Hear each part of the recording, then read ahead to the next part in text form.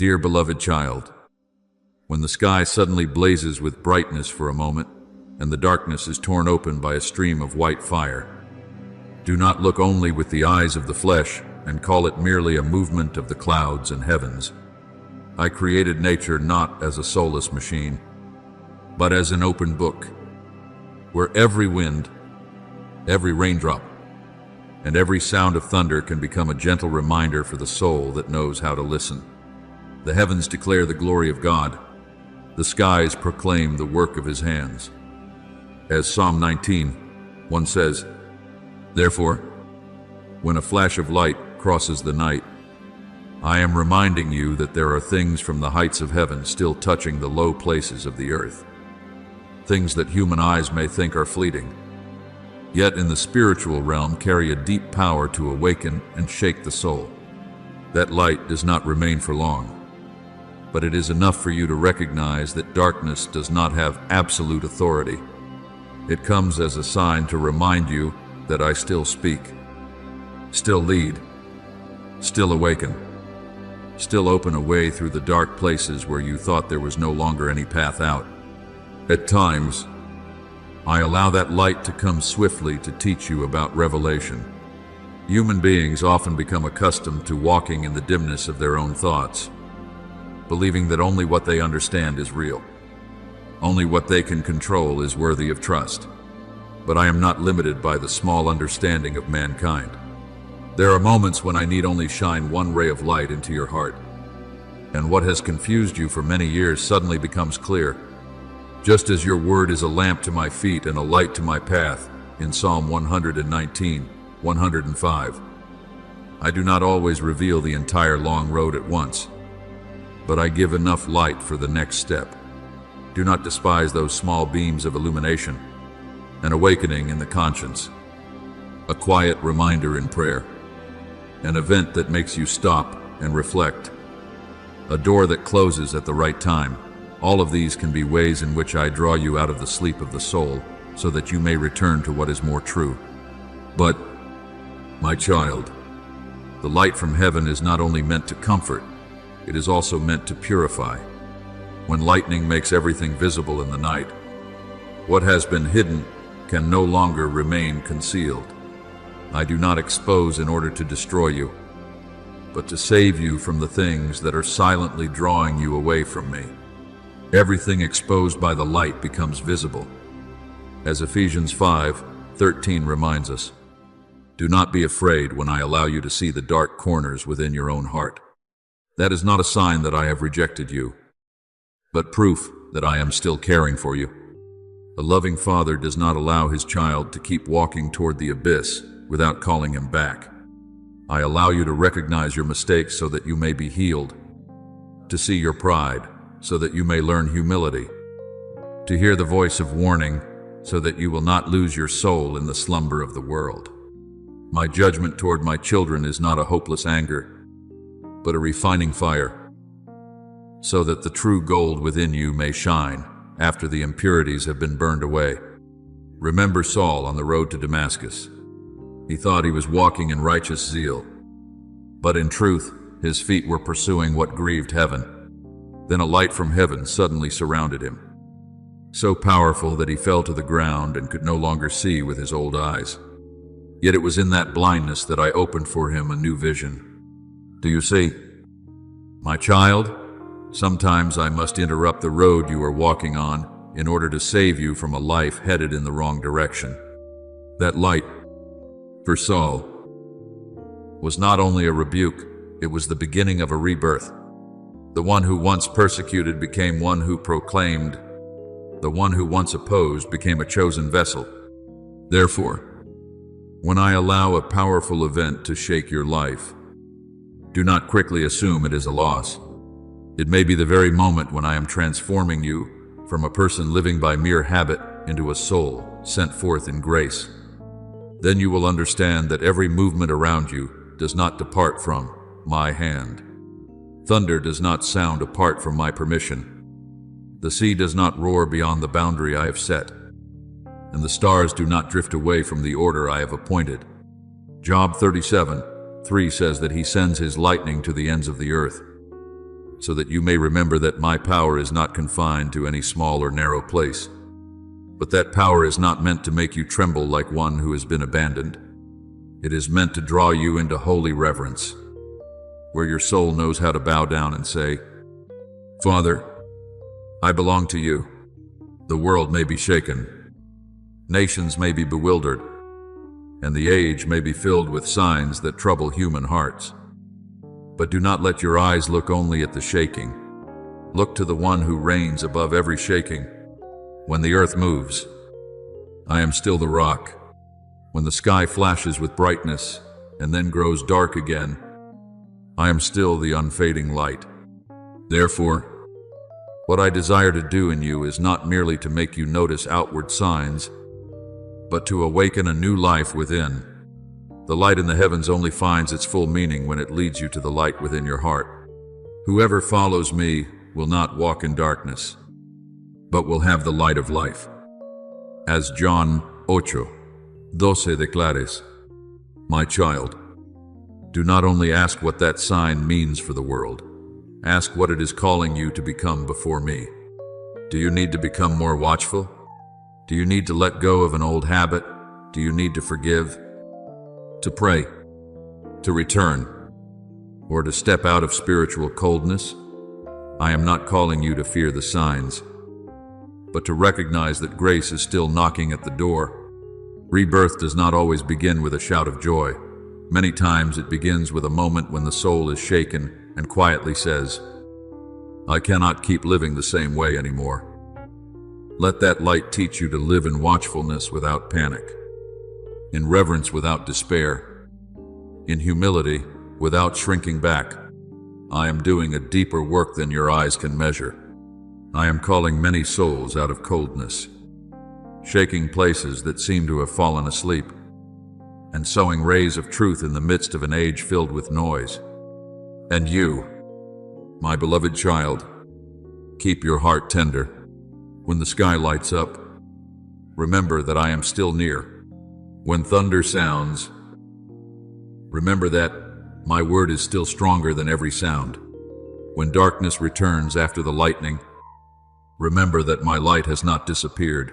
It is only waiting for you to carry it into life through faith, through love, through obedience, and through a heart that has been made new. My beloved child, when the sky suddenly blazes with light for a brief moment, do not hastily think that it is only a tremor of nature or a sign meant to make human hearts tremble. I allow that light to flash in the middle of the night to remind you that darkness has never been the final throne of the world. There are moments when I allow the heavens to seem as though they are opening, not to warn you of destruction, but to help your soul remember that heaven is not as far away as you have imagined. The kingdom of God does not come with outward display, for the kingdom of God is within you. As Luke 17:20-21 reminds us, meaning that what is holy is not only in some distant height, but is seeking a way unto the deepest hidden place within your heart. When light cuts across the sky, I am calling you to look back at yourself. What side are you standing on? Are you nurturing the light or compromising with darkness? Are you opening your heart to truth or hiding beneath the false garments that the world has sewn for you? I do not use those signs to frighten you, my beloved child, because my heart does not rejoice when you are afraid like an orphan. I want you to be awake like a child who knows that his father is calling.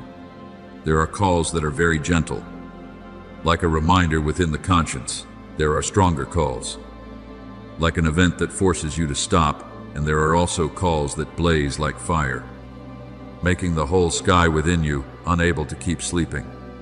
Awake, you who sleep, arise from the dead, and Christ will shine on you. As Ephesians 5:14 declares, do you see? Awakening is not condemnation, but grace gently shaking the shoulder of the soul. I do not come to drown you in guilt, but to draw you out of the long sleep of habit, fame, self-satisfaction, and the busyness that has made you forget the way home. Many people in the world have grown so accustomed to living amid noise that when I speak in silence, they no longer recognize me. They say I'm distant, but it is their own hearts that have built too many walls. They say I am silent, but their own ears are already too full of the voices of gain, ambition, comparison, and fear. My beloved child, to hear me, you do not need to become perfect. You only need to become willing to stop. When Elijah stood on Mount Horeb, a strong wind tore through the mountains. An earthquake shook the earth, and fire blazed fiercely. Yet I did not speak to him in those loud things. Then a gentle, quiet whisper came, and he covered his face before my holy presence. That story in 1 Kings 19 is not only about a weary prophet, but is meant to teach you that I do not always come in the way the world expects. Sometimes I make the sky blaze with light so that you will pay attention. But I heal you through a whisper in the secret place. Therefore, when you see your life being shaken, do not quickly conclude that I am destroying you. There are things that must be shaken so that what is steadfast may be revealed. There are shells that must crack so that the seed inside can begin to live. There are dry lands that must be plowed before the rain can soak deeply into them. I will shake not only the earth but also the heavens. As Hebrews 12:26-27 says, so that what does not belong to true life may be separated, while what comes from me remains. My purification may cause you pain for a moment, but it is not meant to shatter you. I am like a silversmith sitting beside the fire, never taking my eyes off the precious metal until the impurities rise to the surface and are removed. I do not make the fire too strong to destroy, nor too weak to leave the dross untouched. I measure every degree of heat with love, because I know there is something precious within you that needs to be made bright. Remember Isaiah, my beloved child, when he saw me seated on the high and exalted throne, his heart could no longer hide itself. He did not boast of his holiness, nor did he blame anyone else, but trembled and confessed that he was a man of unclean lips, dwelling among a people of unclean lips. Then an angel took a burning coal from the altar, touched his lips, and declared that his guilt had been taken away. Do you see? The fire from the altar did not come to destroy Isaiah, but to prepare him for a greater calling. After he was purified, he could then say, "Here am I, send me." As Isaiah 6:8 says, I am doing the same with many souls today. I touch the places that once spoke words of fear and turn them into mouths of hope.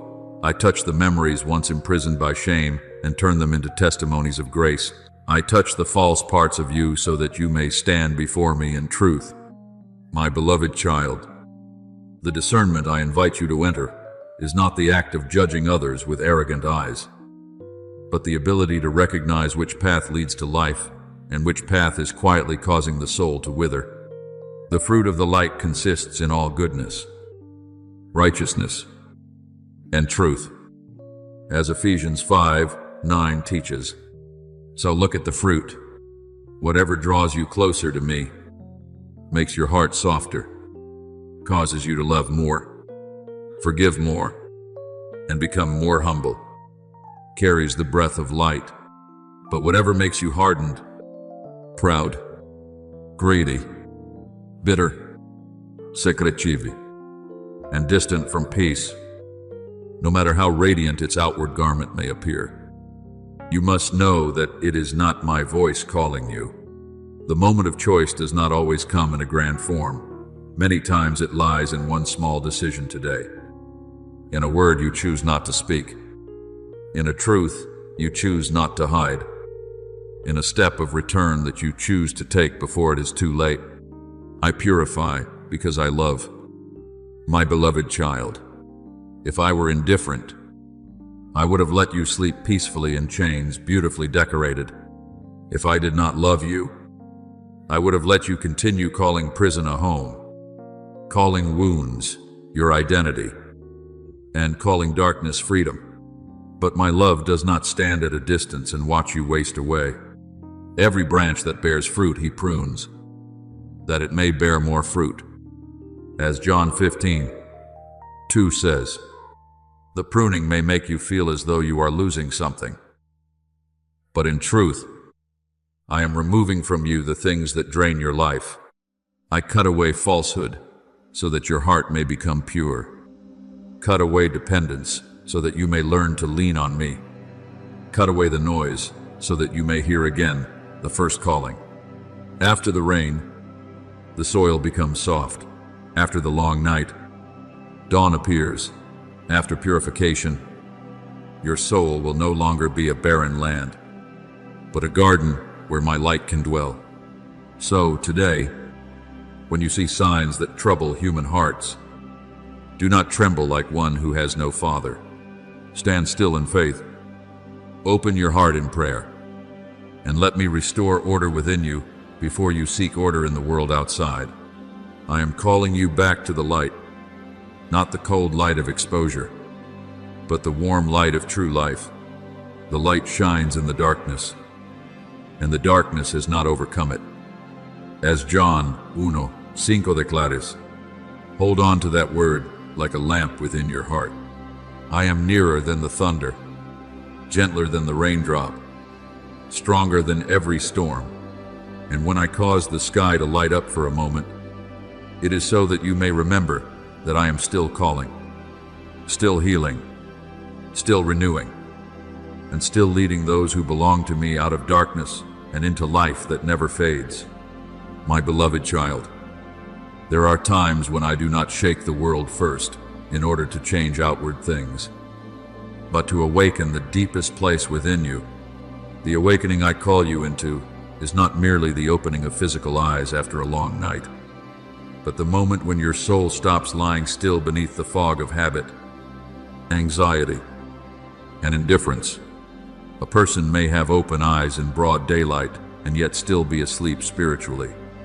Another may stand in the darkness of night and yet have a heart full of light because he knows I am present. Therefore, when I say, awake, you who sleep, arise from the dead, and Christ will shine on you. As Ephesians 5:14 reminds you, it is not the voice of condemnation, but the gentle word of the Father placing his hand upon your shoulder and calling you back to the light. I do not want you to live as one swept away by every noise of life, hearing news from near and far and becoming afraid, seeing upheaval and becoming confused, looking at the darkness and thinking it has the right to rule. I want you to see with my eyes, hear with ears that have been purified, and perceive what I am quietly doing behind the veil of events that seem disconnected. My child, when the soul is awake, you will understand that true peace does not come from everything around you being calm, but from knowing that I am within you and that I hold all things.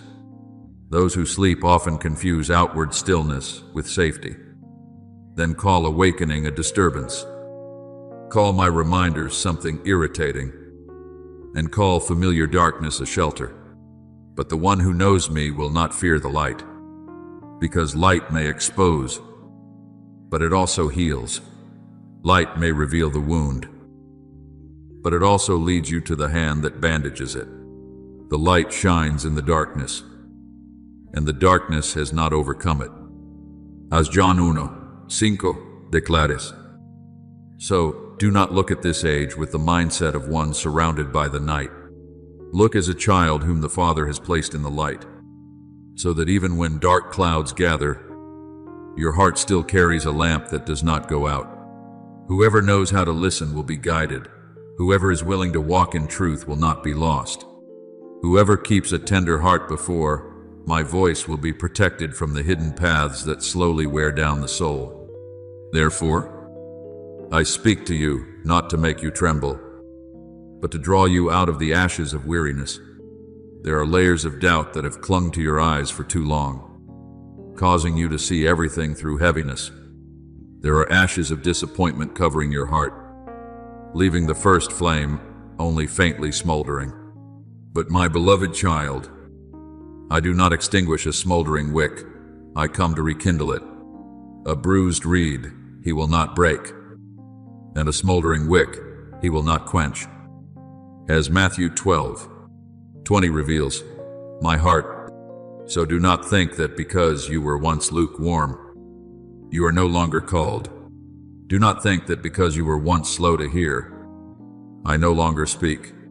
I still stand at the door of your heart, not as a distant king demanding entrance by power, but as a patient father knocking with love. Behold, I stand at the door and knock.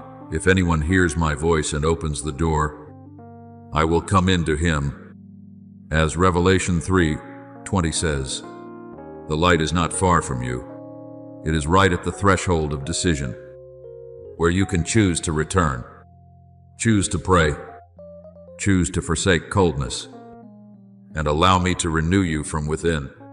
Remember the story of Habakkuk, who stood in the midst of a troubled time and could not understand why there was so much injustice, upheaval, and crying out around him. He did not pretend that he understood everything, nor did he allow his heart to sink into bitterness. He said, I will stand at my watchpost and station myself on the tower, and look out to see what he will say to me. As Habakkuk 2:1 records, do you see? Watchfulness is not chasing every rumor, nor is it trying to predict the future through fear. Watchfulness is standing at the watchtower of faith, bringing your honest questions before me, and waiting to hear my voice instead of letting the world fill your heart with chaos. Then I spoke to Habakkuk that the vision still awaited its appointed time, if it seemed slow. He was to wait for it, because it would surely come. That word is also for you today. Not every movement will be understood by you immediately, but no movement is beyond my providence. There are things I allow to happen not so that your soul may be shattered, but so that what is temporary may be shaken and what is steadfast may be revealed. Do not let outward calm lull you to sleep. My beloved child, a still lake does not always mean the depths beneath are not moving. A quiet house does not always mean its foundation is firm. A nation that appears normal does not mean the souls within it are not being tested. All the nations of the earth do not exist before me as isolated islands. I see the whole tapestry of history, where every thread is woven together by things you cannot fully perceive. When one land is shaken, its echo does not stop at the borders drawn by human hands. It passes through the deeper layers of consciousness. Touch the conscience, awakens questions, and reveals the things people have tried to bury. Acts 17:26 says that I determined their appointed times and the boundaries of their dwelling places, so that you may understand that history is not an ownerless river, from great cities to small villages, from places where power sits, enthroned to the quiet room of someone praying in secret. I am still doing my work in a way no one can prevent. But my child, do not let the mention of sifting make your heart proud, as though you were called to judge others.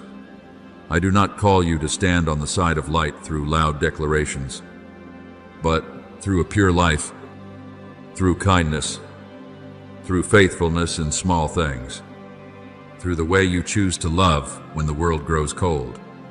Choose truth when deception seems easy, and choose prayer when many only know how to complain.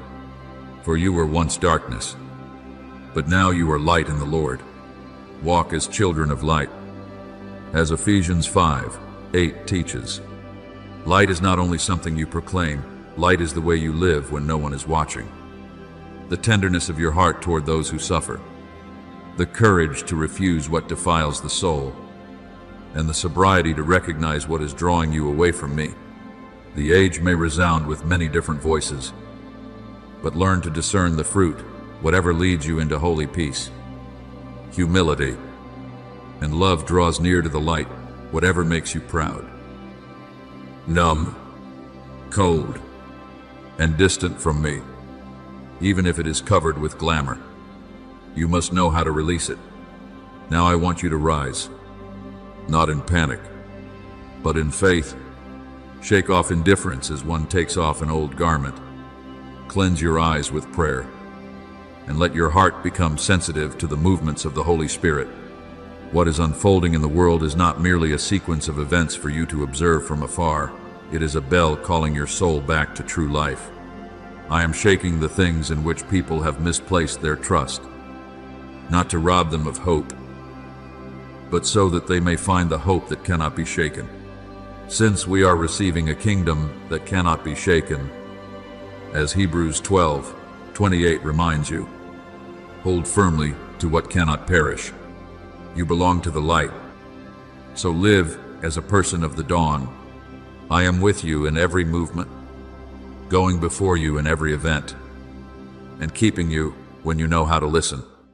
You only need to open the door, and my light will enter, not only to illuminate the room of your soul, but to make you yourself a lamp for many who are still seeking their way through the night. My beloved child, what I want you to hear first is not the sound of the wind outside the door, nor the distant thunder across the sky, but the very deep call resounding within your soul. The sky may change its color, the earth may tremble, and the sea may rise in waves. But if your heart remains closed, even the greatest signs will become only a passing scene and then be forgotten. Therefore, I am not only calling you to look up, I am calling you to awaken. So then, let us not sleep as others do, but let us watch and be sober. As 1 Thessalonians 5:6 reminds you, this watchfulness is not living in fear, but living in the awareness that I am acting, arranging, purifying, and drawing humanity back to the original light they have lost, amid too much noise from the world. From the beginning, I placed within creation a holy language that not every ear can hear. People see the seasons change and call it law, see the clouds gather and call it weather, see a streak of light cut across the sky and call it a phenomenon. But I want you to understand that nature is never silent before the one who created it. The heavens declare the glory of God, the skies proclaim the work of his hands. As Psalm 19:1 declares, a falling leaf can remind you of the fragility of human life. A sunrise can speak to you of mercies made new each day. A storm can awaken you from self-satisfaction, and a stillness after the tempest can teach you that true power does not need noise in order to be present. When I move, even the things you call ordinary become messengers, because everything in my hand can carry a message. But, my child, do not seek me only in what is intense. Sometimes I speak through fire. Sometimes I speak through thunder. But sometimes I call you with a very gentle voice that you will miss if your heart is too busy. Remember the boy Samuel in the temple, when the lamp of God had not yet gone out, and everyone thought that night was like any other night. In that stillness, I called Samuel by name, not through a storm, not through lightning, but through a personal call so intimate that only a soul willing to listen could recognize it. At first, he did not understand, but when he was taught to answer, "Speak, for your servant is listening," as 1 Samuel 3:10 records, he stepped into a new journey. Do you see? What determines everything is not whether the sign is great, but whether you are willing to respond. Many people demand to see the heavens open, yet when I gently knock on their conscience, they turn away. But you learn to hear me, both in the echoes of heaven and in the whisper of the secret place. The shakings in the world are not always the final ending. Many times, they are the labor pains of something new. The whole creation has been groaning and suffering the pains of childbirth. As Romans 8:22 says, so that you may understand that there are pains that do not lead to destruction, but to birth. When the darkness seems thicker, Do not quickly conclude that the light has been defeated. Some of the deepest nights come just before dawn. Some foundations are shaken not so that all hope may collapse, but so that you may recognize what has been built on rock and what has only been built on sand. The rain fell, the floods came, and the winds blew and beat against that house. Yet it did not fall, because it had been founded on the rock. As Matthew 7:25 teaches you, I am allowing temporary things to reveal their weakness, so that you will no longer place your soul in places that cannot save you. Therefore, my beloved child, when you see nations confused, when human hearts are troubled, when the things that once seemed firm begin to tremble, do not let fear lead you. Let discernment lead you back to me.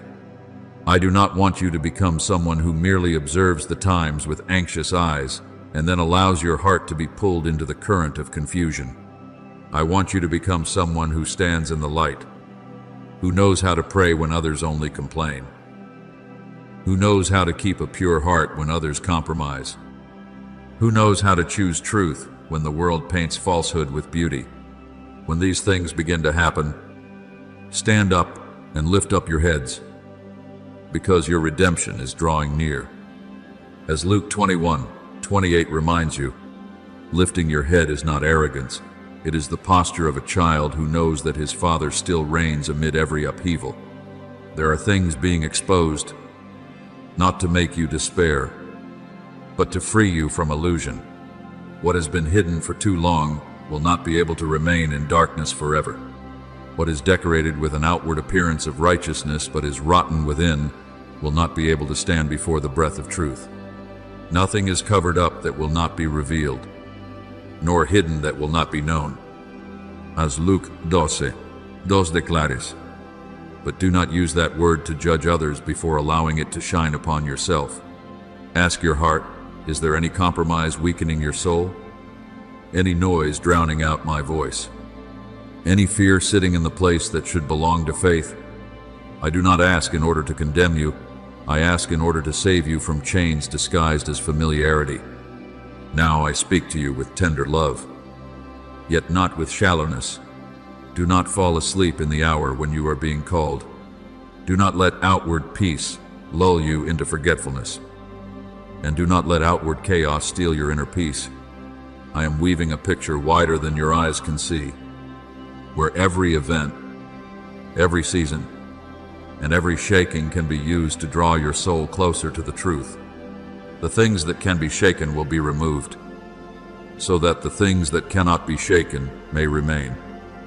As Hebrews 12:27 reveals, therefore, choose the portion that cannot be shaken. Set your life upon me. Keep the lamp of your heart burning through prayer, through obedience, through pure love, and through humility. When the world grows dark, you do not need to become one who trembles in the night. You are called to become a small lamp that I have lit, so that those who are weary may look upon it and remember that light still remains, life still remains, and I am still nearer than they have imagined. My beloved child, whenever an old season comes to a close, do not see only loss, because in my hand, an ending is not always the final stop. Many times it is a gateway leading into something purer. I allow what has become rotten to be shaken not because I want to confuse you, but because I do not want you to build your life upon things that no longer carry life. There are layers of dust that have settled upon your soul through the years, the dust of self-importance, the dust of doubt, the dust of habits that quietly draw you away from me. When my light shines upon them, it does not come as a cruel fire to destroy you, but as a fire that refines gold, so that what is true within you may shine. Your faith, more precious than gold that perishes, though it is tested by fire, as 1 Peter 1:7 reminds you. Therefore do not fear the seasons of refining. My fire is not meant to erase your name from love, but to erase from you the things that keep you from living fully in that love. At times, you may feel that everything around you is changing too quickly, that familiar things no longer keep their old shape, and that the paths which once made you feel secure have suddenly become strange. But my child, when I breathe new life into a season, the old must give way to what is being born by grace. Behold, I am doing a new thing. Now it springs forth. Do you not perceive it, as Isaiah 43:19 declares? My new work does not always begin with a shout of joy. Sometimes it begins with the cracking of false walls, with an emptiness that causes you to seek me more deeply, with a separation from what you once held tightly, but which was actually holding you captive. Do not mourn your chains simply because they were familiar. Do not call darkness home simply because you have lived in it for too long. When I call you to step out, it is because beyond it, there is a wider sky for your soul. I do not seek impressive places in which to place my light. My beloved child, I am not drawn by outward grandeur, nor do I need vessels decorated with the praise of human beings. I seek a humble heart, where you can speak to me in truth. Father, create in me a clean heart. As Psalm 51:10 prayed, it is in such tender souls that my light remains longer. The proud may speak about the light, but the humble allow the light to transform them. The noisy may proclaim renewal, but those who know how to bow low are the ones who are truly made new. When your heart stops resisting, when you no longer hide your wounds beneath the garment of self-protection, my light will soak into the deepest places and heal what you thought you would have to carry for the rest of your life. Remember Noah, my child. In his time, the world had sunk into corruption, but I did not allow the story of humanity to end in darkness. I told him to build an ark at a time when many did not understand, did not believe, and may even have mocked him. Then the rain came, the waters rose, and what was old was swept away. Yet inside that ark, I preserved the seed of a new beginning. When the waters receded, Noah stepped out not to return to life exactly as it had been before, but to begin a new covenant beneath the sign of the rainbow. Do you see? Even after judgment, my heart still moves toward redemption. I did not use the waters to say that all hope was over. I used the waters to wash away an age that had decayed and to open another page. In the same way, there are rains in your life that do not come to drown you, but to carry away what no longer belongs to the future I have prepared for you. Therefore, when the darkness around you roars, do not think it is stronger than the light. Many times, that roar is only the final sound of what is about to lose its dominion. When an old habit fights back, when an old fear tries to pull you backward, when the past tries to tell you that you cannot change, remember my word. If anyone is in Christ, he is a new creation. The old things have passed away. Behold, all things have become new. As 2 Coríntios 5:17 declares, I do not rewrite your life with the weak ink of human hands, but with my living grace within your heart. I can turn the place that was once ashes into an altar, the place that was once failure into a testimony, and the place that was once shame into a stream of mercy for many others. After the sounds that awaken your heart, I also want you to know the gentleness of saving light. Not every light from me comes like fire upon the mountain. There is a light that comes like dawn, touching the face of the weary after a long night. The Son of Righteousness shall rise with healing in his wings, as Malachi 4:2 has promised. That light does not make you shrink back, but lifts your face. It does not ask how many times you have fallen before embracing you. It simply calls you home. When you say, Father, I need you, heaven does not hesitate before that cry. I do not stand far away to measure whether your tears are enough. I draw near, because true repentance always opens the door for life to pour in. My saving light does not merely cover your outside like a beautiful garment for a moment, but enters into the hidden rooms of the soul, the places you once locked away because you were afraid of being seen. It touches memories, softens what has become hardened, and washes clean the marks you thought would never fade. If we confess our sins, He is faithful and just to forgive us our sins and to cleanse us from all unrighteousness. As 1 John 1:9 says, you do not need to keep living like someone carrying an old sentence when the prison door has already been opened. You do not need to wear the crown of shame upon your head when I have called you my beloved child. Let that light not only shine upon you, but live within you, so that every thought, every word, and every step may gradually become evidence that grace has truly touched you. Now, my beloved child, do not cling to the old season simply because you fear the new land. I am opening a chapter that is not written by fear, but by life. When you lose your way, my light will remind you of the way home. When you are weary, my light will warm what is still cold within your heart. When the world is chaotic, my light will cover you like a cloak of peace. I am the light of the world. Whoever follows me will not walk in darkness, but will have the light of life. As John 8:12 declares. So step into the new season with humility and faith. The old is passing away, not so that you may be left empty, but so that you may be filled more fully. Darkness retreats not because you are strong, but because I am with you. And whenever my light touches your life, remember this: it is a sign that new life has begun, and I will not leave unfinished the good work I have started in you. My beloved child, there are times when the most dangerous thing does not come to you in an ugly form that is easy to recognize, but as a sweet call, as a glittering lamp along the road, as a whispered promise that you will be safer, more respected, more loved, if only you step just a little away from me. Therefore, I instruct you to keep your heart watchful, because Satan himself masquerades as an angel of light. As 2 Coríntios 11:14 warns, not everything that shines comes from me. Not every open door leads you into life, and not every applause from the crowd is a sign that you are walking in the right direction.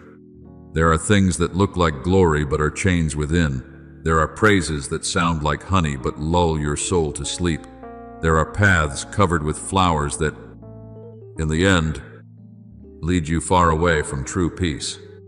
I do not want you to live in fear, but I want you to know how to discern, because an unguarded heart can easily allow the counterfeit to sit in the place where only I am worthy to reign. My child, the world often measures you by what others can see, the position you have reached, the possessions you hold, the name you leave behind, and how far your voice can be heard. But I look deeper than all those garments. I see your soul when night falls, when no one is applauding anymore, when achievements cannot embrace you, when money cannot answer the loneliness within your heart. For all that is in the world, the lust of the flesh, the lust of the eyes, and the pride of life is not from the Father. As 1 John 2:16 reminds you, I am not against pure joy. I do not despise the work you do, nor do I deny the material blessings I may give, but I do not want those things to become your master. When a gift takes the throne in the heart, it is no longer a blessing, but becomes a silent idol. Remember the story of Gehazi, the servant of the prophet Elisha. When Naaman was healed of leprosy, Elisha refused to receive gifts so that everyone would know, my grace cannot be bought or sold. But Gehazi allowed his heart to incline toward silver, fine garments, and personal gain. He ran after Naaman, invented a false story, and received the things he thought could make his life richer. But afterward, Naaman's leprosy clung to him, Do you see? What he brought home was not only silver and garments, he brought home the decay of a wrong choice. What does it profit a man to gain the whole world and lose his own soul? As Mark 8:36 asks. A gain obtained through deceit is always more costly than you imagine. There are things that, when you receive them, may fill your hands, yet impoverish your soul. There are exchanges that make the world think you have won, while heaven sees that you are losing your purity. Therefore, I call you back to the small but true things. Do not despise a gentle word spoken at the right time, for it can keep a heart from collapsing. Do not underestimate a quiet act of kindness, for in my eyes, love does not need a trumpet to become precious. When my son saw the poor widow put 2 small coins into the offering box, he did not measure the value by the amount, but by the heart. Others gave out of their abundance, but she gave out of her poverty, and heaven remembered it. My beloved child, in my kingdom, a tear shed in intercession, a hand that lifts another up, a difficult word of forgiveness, a meal shared quietly can all shine brighter than monuments built in pursuit of fame. Whatever you did for one of the least of these brothers of mine, you did for me. As Matthew 25:40 teaches, do not think you must do something spectacular for your life to have meaning before me. I do not need you to prove your worth through noise. I need you to be faithful when no one sees, upright when no one is checking, kind when kindness is not returned, and obedient when obedience requires you to let go of something you once loved. He has shown you, oh man, what is good, and what does the Lord require of you but to do justice, to love mercy, and to walk humbly with your God, as Micah 6:8 reveals. The path of light is not always paved with great miracles. Many times it is built by small choices, repeated again and again in a heart that reveres me. Each time you choose truth instead of falsehood, love instead of bitterness, prayer instead of complaint, you are allowing the light to gain another victory within you. Do not fear the darkness as though it has the final authority over your life. Darkness may confuse you when you turn your back on the light, but it cannot rule over a soul that has opened the door to me. A room may remain dark for a very long time, but once the lamp is lit, darkness does not need to be driven out by human strength. It retreats on its own before the presence of light. I am the light of the world. Whoever follows me will not walk in darkness, but will have the light of life. As John 8:12 says, therefore, do not believe the whisper that says you have been bound forever. Chains are not stronger than grace. Fear is not deeper than love. The past has no right to write the final chapter while I am still holding the pen over your life. When you return, the accusations that once clung to you will lose their power, because my light does not only shine on the path before you, but also enters within to dismantle the invisible prisons in which you have lived for far too long. Remember Zacchaeus, my beloved child. He had money. He had status. He held the power of tax collection in his hands. Yet his heart still lacked something that could not be bought. People may have looked at him with contempt, and perhaps he himself had grown used to hiding behind his wealth. But on the day I passed through Jericho, he climbed up a sycamore tree just to see me, and I looked up, called him by name, and said that I must stay at his house that day. Do you see? I did not wait for Zacchaeus to become respectable before entering his home. It was my presence that transformed him. When the light entered the house, greed could no longer sit undisturbed upon the throne. He willingly returned what was wrongfully taken, shared his possessions, and a new life began. Today, salvation has come to this house. As Luke 19:9 records, in the same way, you do not need to clean every dark corner by yourself before inviting me in. Open the door. and my light will do what you cannot do by your own strength. The hour of choice is also the hour of grace. So, do not allow shame to disguise itself as humility and keep you standing outside the door. There are people who do not return, not because they do not need me, but because they think they have gone too far. But I say to you, seek the Lord while he may be found. Call upon him while he is near. As Isaiah 55:6 reminds you, I am nearer than you think. Grace is not a cold promise hanging in some distant future, but a stream of living water waiting for you to bend down and drink today. Behold, now is the favorable time. Behold, now is the day of salvation. As 2 Coríntios 6:2 declares, do not wait until your heart no longer trembles before you return. Do not wait until you understand everything before you step forward. One sincere step toward me is more precious than 1,000 promises you keep saving for tomorrow. I am also calling all humanity, my beloved child, because the slumber of this age does not lie in one person or one place alone. Many have traded truth for comfort, holiness for convenience, conscience for gain, then called decline, progress, and purity outdated. Yet, even as Ko rise, I do not speak first to destroy, but to redeem. For God did not send his Son into the world to condemn the world, but that the world through him might be saved. As John 3:17 reveals, if I expose falsehood, it is so that humanity will stop kneeling before it. If I purify, it is so that what is truly alive may rise again. If I shake, it is so that sleeping souls may hear the call to return to the source of light. So come near to me with an uncovered heart. Do not bring excuses to justify the darkness. And do not bring the fear that I will reject you. Though your sins are like scarlet, they shall be as white as snow. As Isaiah 1:18 has promised, I can wash clean what you thought could never be cleansed, restore what you thought was ruined, and bring life again to the place you thought was only ashes. Let the simplest prayer become the key that opens the door. Father, I need you. When that word truly rises from your heart, heaven does not remain silent. I will come like dawn after a long night, not to blind you with fear, but to warm you, lift you up, and lead you out of the labyrinths that have exhausted you.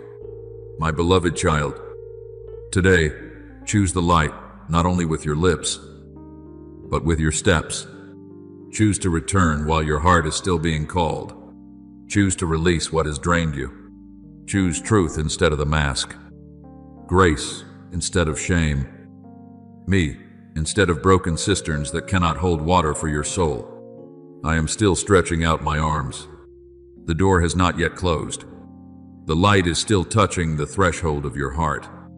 And when you step through, you will understand that I never wanted to lose you. I have sought you through every turn, called you through every whisper, and waited for you through every delayed season. Come home, my child, for in me there is not only forgiveness, but new life, true peace, and a love that never withdraws.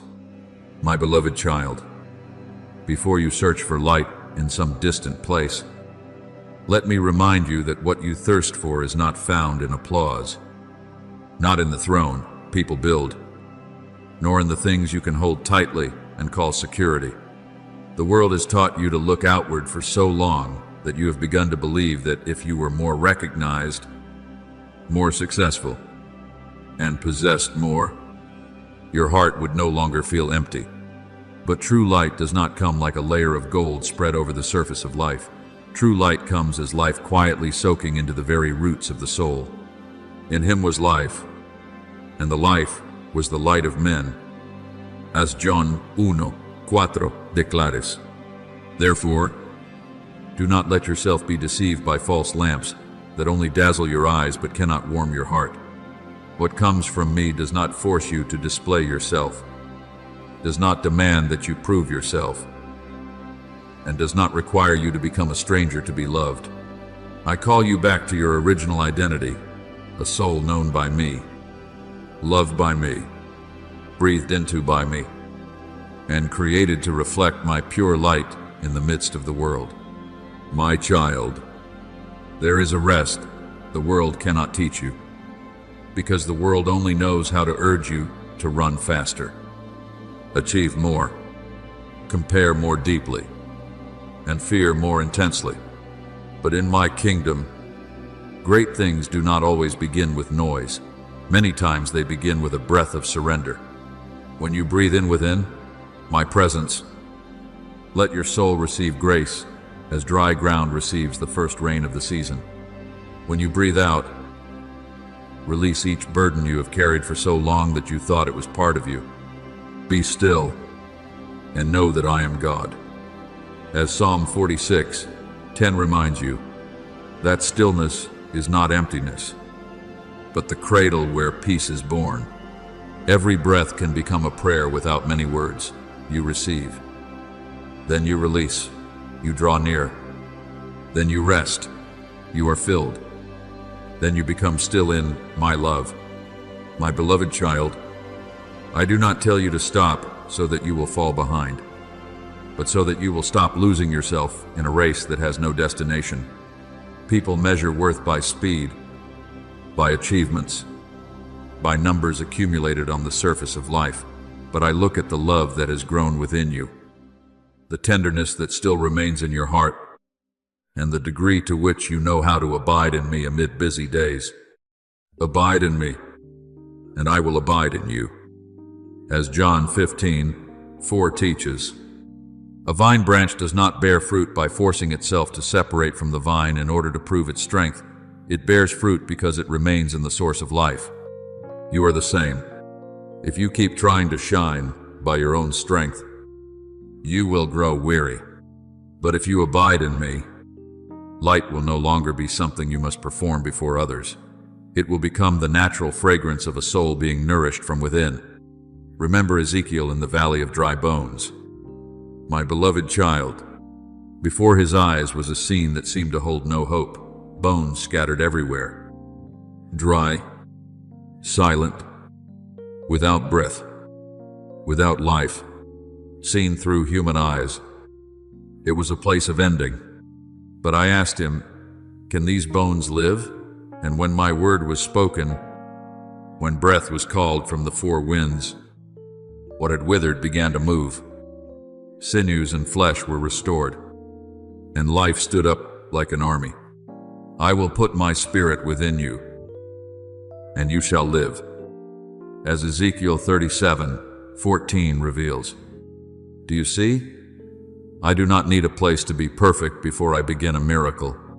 I can step into the driest place within you, the place where you thought there was no feeling left, no hope left, no strength left to pray, and breathe new breath into it. What you call exhaustion is not my limit, many times. It is the very place where I am preparing to reveal deeper life. Therefore, do not be afraid when you feel that your heart needs to learn again how to live slowly in my presence. There are wounds that are only healed when you stop running from them. There are tears that are only wiped away when you stop hiding your face. There are questions that only become lighter when you place them in my hands, instead of turning them over and over in your mind. Cast all your anxiety on him, because he cares for you. As 1 Peter 5:7 says, you were not created to hold the whole world inside your small chest. You were not born to live as someone who is always tense, always afraid of lacking, always afraid of being forgotten. Let the world fall from your hands for a moment, not because you are indifferent, but because you trust that my hands are greater than yours. And what you cannot control is still not beyond my providence. I know there are times when you think your light has grown weak, like a small lamp trembling before the wind. But my child, I do not come to rebuke the smoldering wick. I come to shield it from the wind and rekindle it with my breath. A smoldering wick he will not quench. As Isaiah 42:3 has promised, you only need to open your heart, and my light will not stand outside waiting for you to become worthy. It will enter so that you may live. It will shine into the dark corners not to shame you, but so that you will no longer be deceived by darkness. It will touch the places where you once blamed yourself, so that you may know that grace does not only forgive the past, but also teaches your heart to sing again in the present. The light I give is not loud like stage lights, but steadfast like the dawn, quiet, certain, and unable to be held back by the night forever. So today, my beloved child, return to the holy rhythm of breath that I placed within you from the beginning. Breathe in, and remember that grace still remains. Breathe out, and release what does not belong to life. Breathe in, and receive peace. Breathe out, and surrender fear. Breathe in, and hear me call you, my beloved child. Breathe out, and no longer need to prove yourself before the voices that exhaust you. I am still here, nearer than the breath within your chest, gentler than morning dew upon the grass, steadier than everything that is changing. My light has not left you. I am simply inviting you to turn your face toward it. Stop, listen, and allow your soul to be lifted. For in my presence, you will remember that you are not a lost one searching for worth in the world, but a child born from light, held by love, and led back to a peace that will never run dry. My beloved child, before the noises of life covered your heart like a thick mist, there was a time when your soul knew how to trust with simple faith. You once looked at the world with eyes that had not yet been made guarded by wounds. Once heard my voice in small things. Once felt that my hand was nearer than every fear. Then the years passed. Someone sowed words of judgment into you. Some event left a hidden bruise within you. Some disappointment taught you to close the door before anyone could step inside.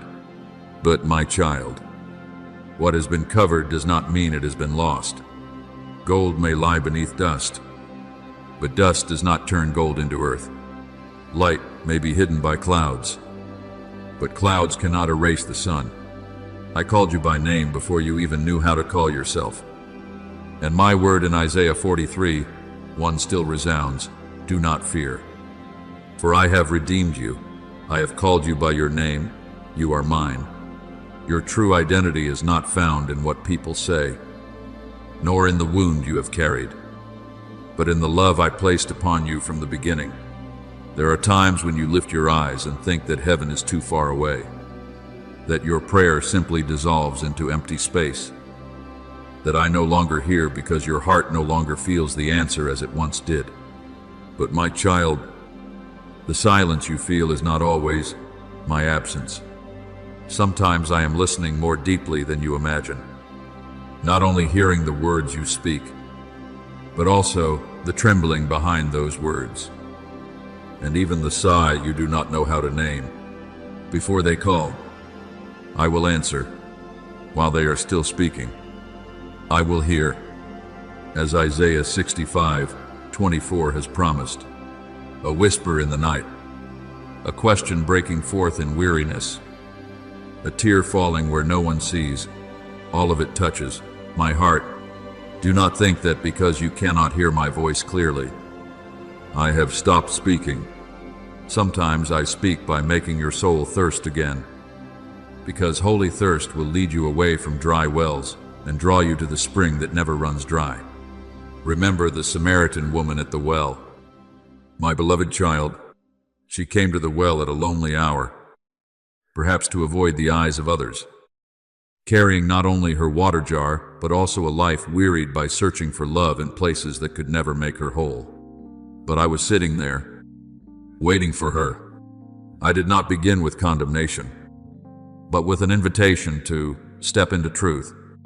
When I spoke of living water in John 4:14, saying that whoever drinks the water I give will never thirst again, I was not only speaking of a distant promise, I was opening for her a way back to the dignity that had been buried beneath many layers of shame. Do you see? I often meet you in the very place where you thought you would come only to keep surviving another day. An ordinary well can become a place of revelation. A lonely moment can become a doorway of encounter. A thirst within the heart may be the very bell I use to call you back to the true source. Therefore, do not curse the painful seasons as though they came only to break you. I do not rejoice in your pain, but I have the power to turn even the things that made you weep into softened soil where grace can grow. You have kept count of my tears in your bottle. As Psalm 56:8 reminds you, meaning that not one of your tears falls outside my care. The things you thought were only losses may have taught you humility. The cracks you wanted to hide may become places where my light enters. The nights when you had no strength to say anything except one weary breath may have become your truest prayer. I do not waste your sorrow.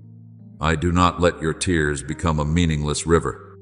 In my hands, even ashes can become the foundation for an altar, and even the roads where you lost your way can be transformed into a map that leads you home. My beloved child, what I am doing within you is not erasing every memory so that you can pretend you were never wounded, but changing the way your soul reads those memories again. When you look through fear, the past feels like a prison. When you look in my light, the past can become a school of mercy. All things work together for good to those who love God. As Romans 8:28 says, does not mean that everything that happened was good, but that I am powerful enough to make even the things that were not good unable to steal the purpose I have prepared for you. What once made you think you were weak can make you gentler toward others. What once caused you to fall can teach you how to lift someone who is falling. What once made you feel empty can open within you a space wide enough for my grace to overflow. Do not forget that I often place treasure in vessels that seem fragile. We have this treasure in earthen vessels. As 2 Corinthians 4:7 says, so that the power may belong to me and not to your own strength. You may see yourself as cracked, but I see places where light can shine through. You may see the parts of your life that have not yet healed, but I see a witness being formed. You may wonder why you are no longer as pure and untouched as you were in the beginning, but I say to you, true purity is not never having passed through storms, but still choosing to believe after the storm, still choosing to love after being wounded, still choosing to return after seasons of silence. A wind of the Holy Spirit can blow through your heart, sweep away the dust of doubt, revive what seemed to have died out, and restore to you the sacred hearing you thought you had lost forever. So let your heart soften before me, like dry ground opening itself to receive the rain. Do not try to wipe away every layer of dust with your weary hands. Let my breath pass through. Do not be afraid to look back at your pain, because I will stand with you in every memory and show you where grace was quietly preserving you. Do not keep asking whether I still hear you, because even that question has already been held by me in love. I am still here, in your breath, in your thirst, in your tears, in the cracks you want to hide, in the small light within your heart that has not yet gone out. Come back to me, my beloved child, not as a stranger begging to be accepted, but as a child whose father is brushing the dust from your garment, lifting your face, and reminding you of what has never changed. You belong to me. The light within you has not died, and even every painful road can become a path that leads you closer to my heart. My beloved child, when you stand in the silence of your life and wonder why what you have prayed for has not yet taken shape, I want you to remember that silence is not an empty void without meaning. You look at time through falling calendar pages, through one season following another, through days and months that seem to stretch beyond what you can bear. but I look at time through the depth of your soul, through the maturity quietly growing within you, through the things that must be prepared before a blessing can be placed into your hands without causing you to wander away from me. For everything there is a season, and a time for every matter under heaven. As Ecclesiastes 3:1 says, "So do not quickly condemn the season of waiting as a season of being forgotten." There are doors that open at once because your heart is ready to step through them, and there are also doors that must remain closed for a while longer. Not to keep you from what is good, but to protect you from entering too soon with a soul that is not yet steady enough.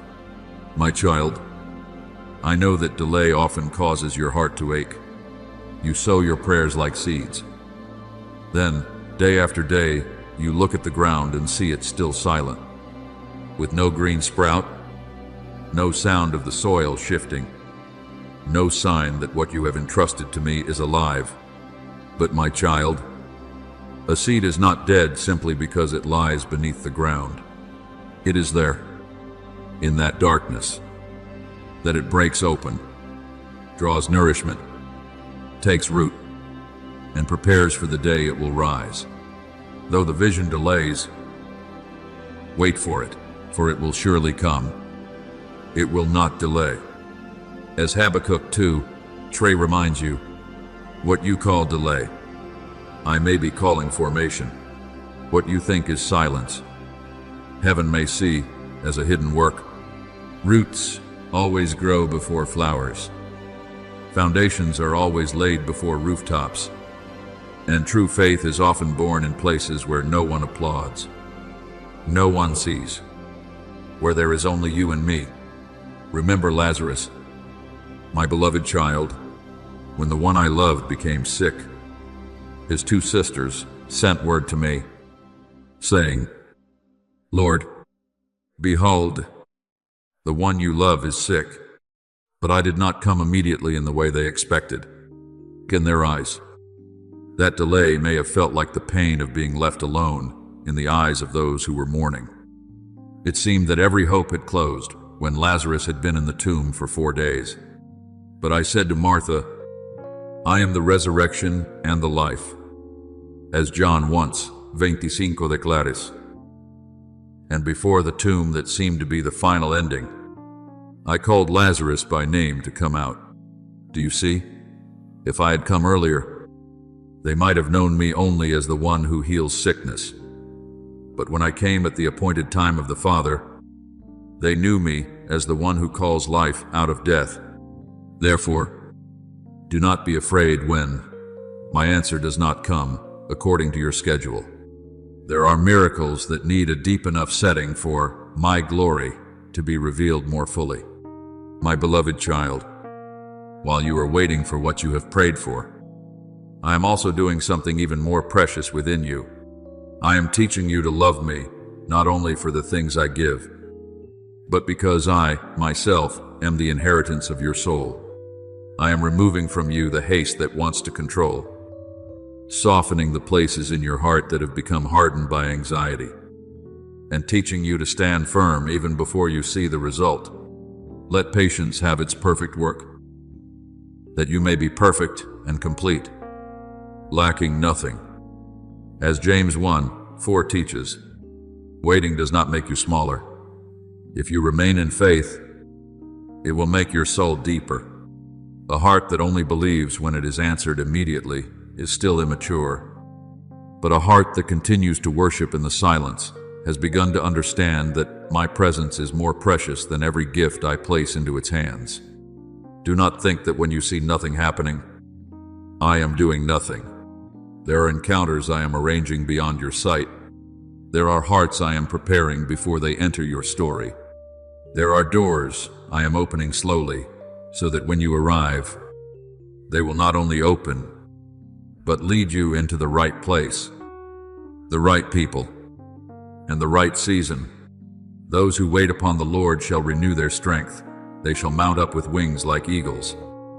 As Isaiah 40:31 has promised, those who wait for me are not merely standing still in helplessness, they are being renewed in the secret place. They learn how to walk without being exhausted, how to hope without panicking, how to pray without giving orders to heaven. You do not need to force the harvest to come early. If fruit is picked while it is still green, it will be bitter.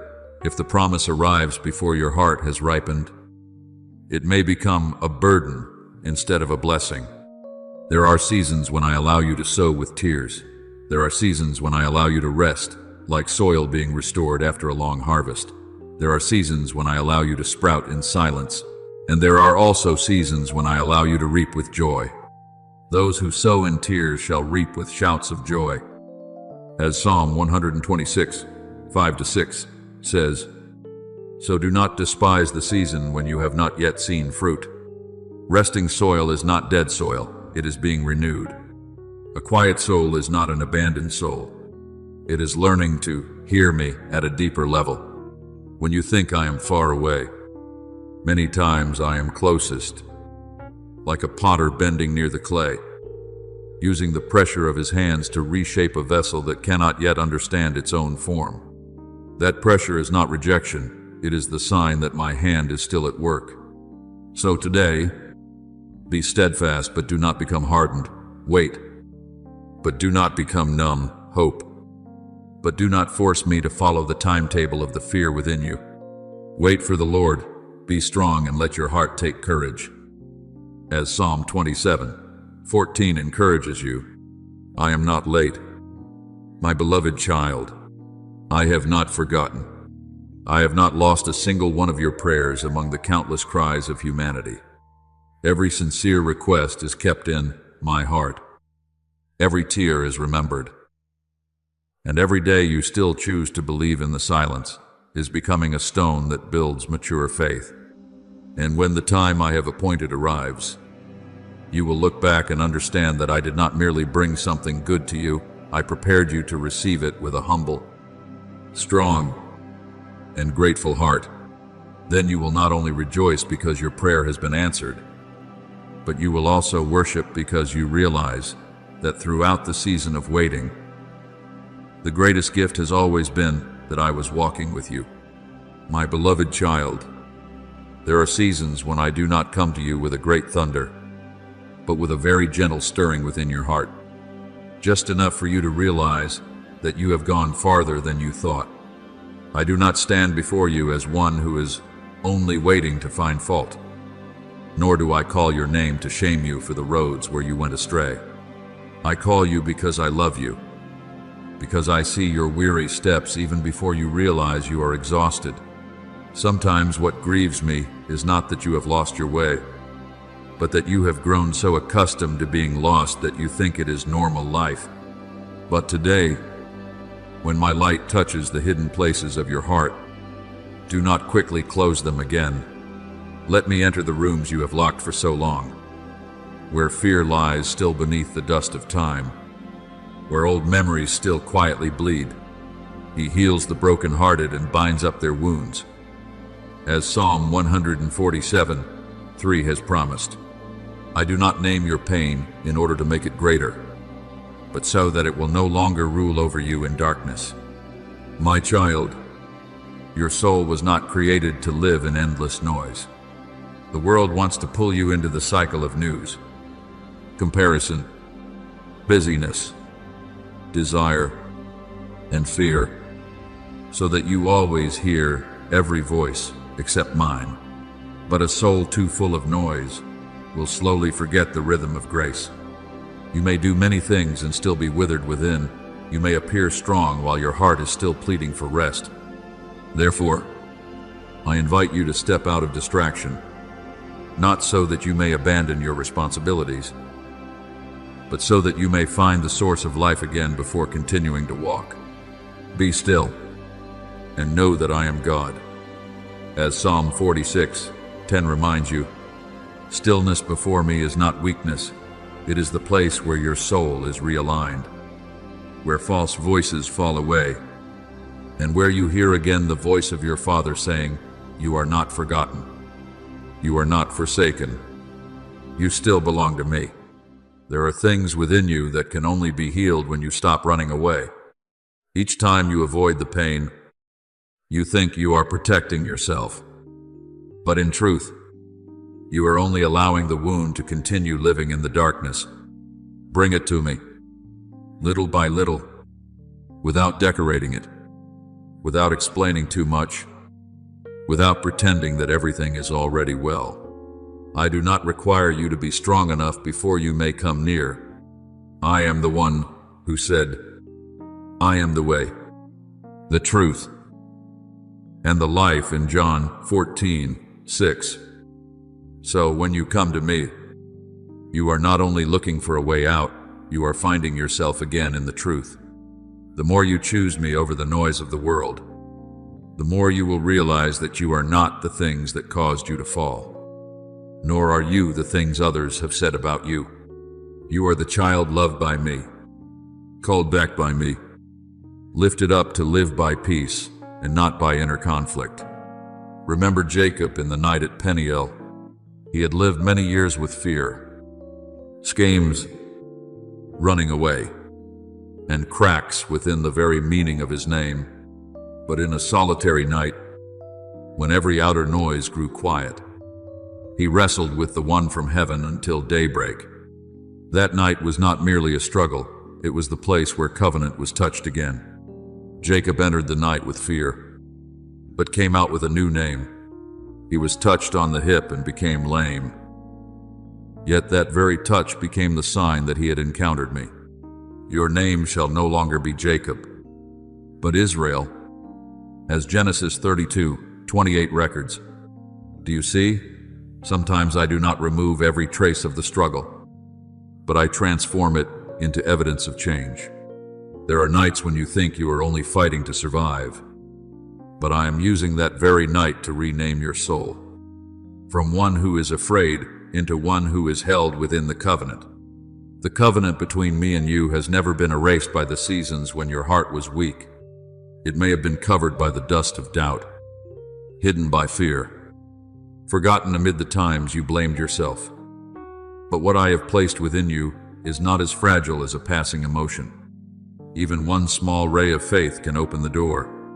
If you have faith as small as a mustard seed, nothing will be impossible for you. As Matthew 17:20 teaches, I do not despise your trembling faith. I do not look down on a short prayer that rises from a weary heart. When all you can say is, Father, please help me, that word is enough for heaven to lean down. For the covenant does not live by your perfection, but by my faithfulness. Then there will be times when you feel as though your soul is like cracked ground after a long, dry season. You think there is nothing left in you that can bloom, no strength left to believe, no tears left to cry, no words left to pray. But I am the early rain that comes not to rebuke the ground for being dry, but to soften it again. I will pour water on the thirsty land and streams on the dry ground, as Isaiah 44:3 has promised. When my grace soaks in, the things you thought were dead begin to stir in the secret place. Kindness returns, hope begins to sprout, tenderness is restored. The broken places within you are no longer only marks of pain, but become places where light passes through to shine for others. So today, my beloved child, let me draw you back to true life. Do not fear stillness, because in it I am speaking.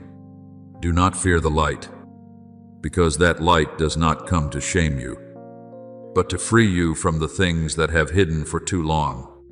Do not fear looking back, because I will go with you into every memory and show you where my love was quietly preserving you.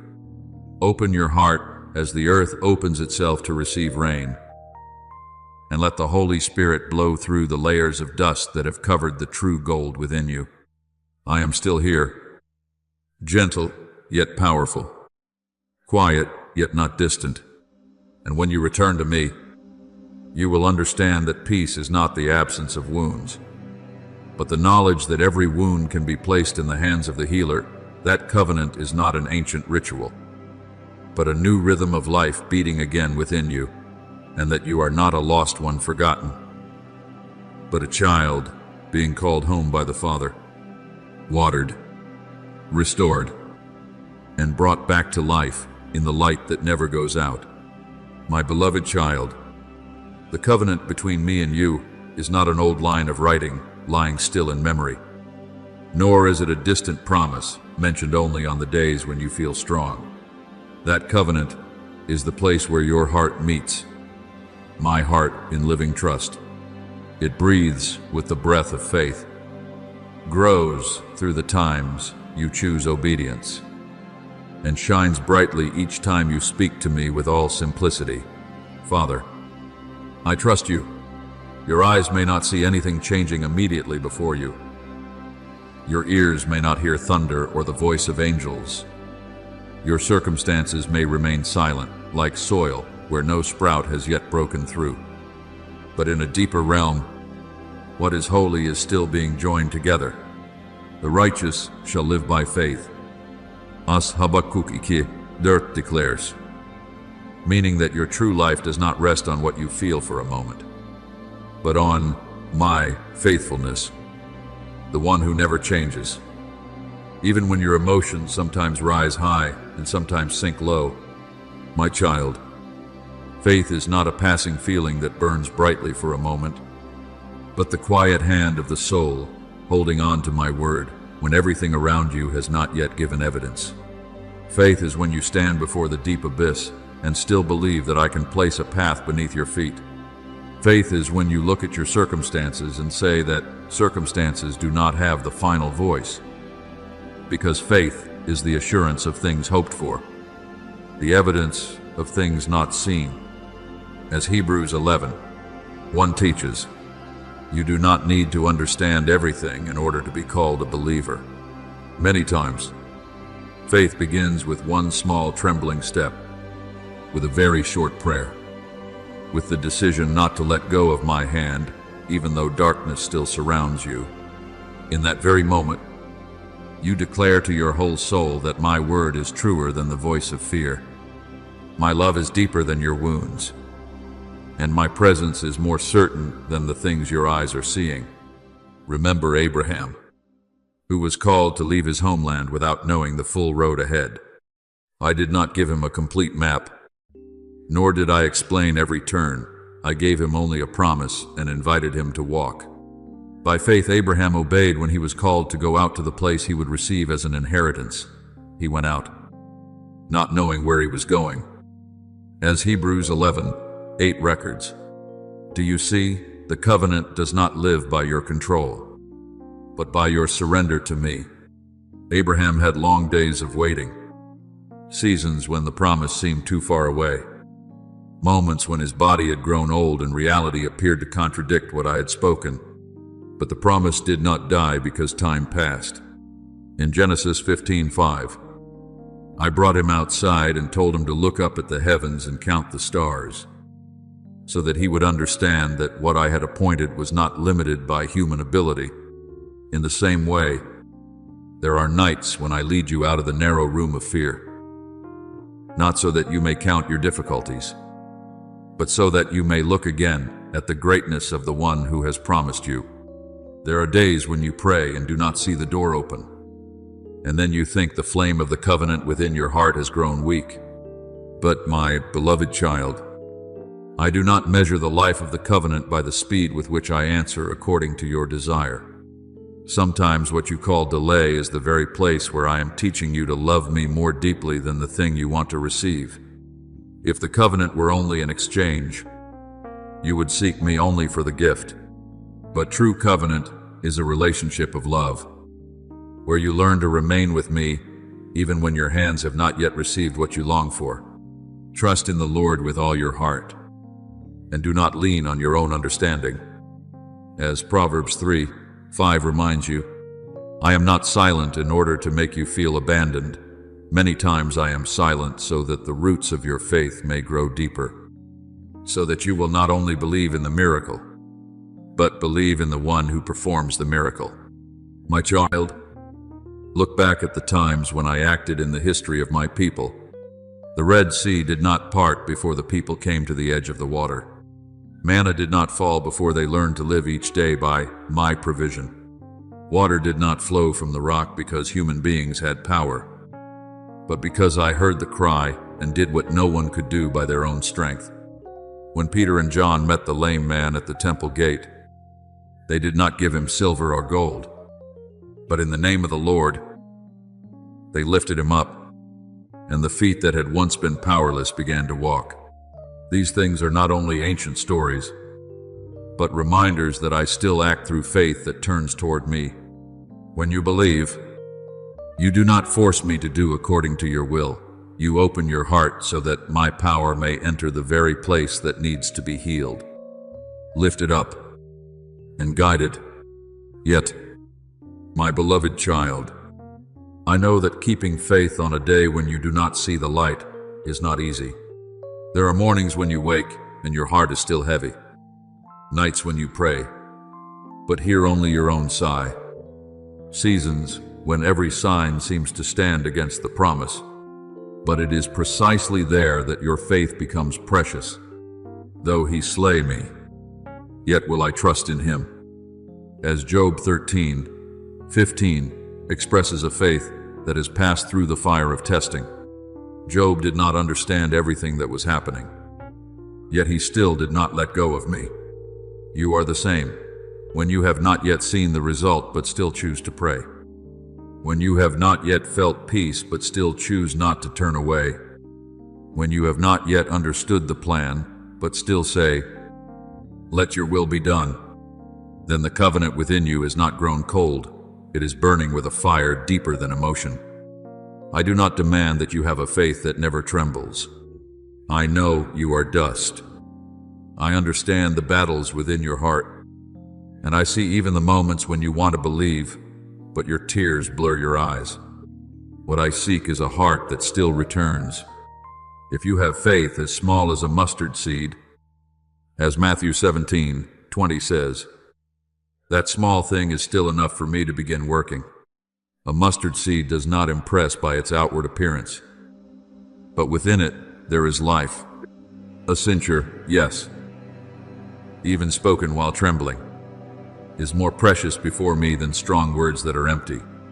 Each time you choose to believe, it is as though a thread of light is drawn again between earth and heaven, not because you create the power, but because you allow your heart to open to the power that has always belonged to me. So today, guard that covenant with quiet faithfulness. Do not wait until everything is clear before you walk. Do not wait until your heart has no more questions before you worship. Do not think that the days of waiting are useless days, because it is precisely in that silence that I am shaping you into someone who can stand firm when the blessing comes. I am teaching you to love me, not only in the season of receiving, but also in the season of being formed. And when the appointed time comes, you will see that I have never forgotten a single word I have spoken. He who promised is faithful. As Hebrews 10:23 declares, my covenant for you is not canceled by your weakness, not extinguished by the days when you feel nothing, and not defeated by the darkness around you. Keep believing, my beloved child.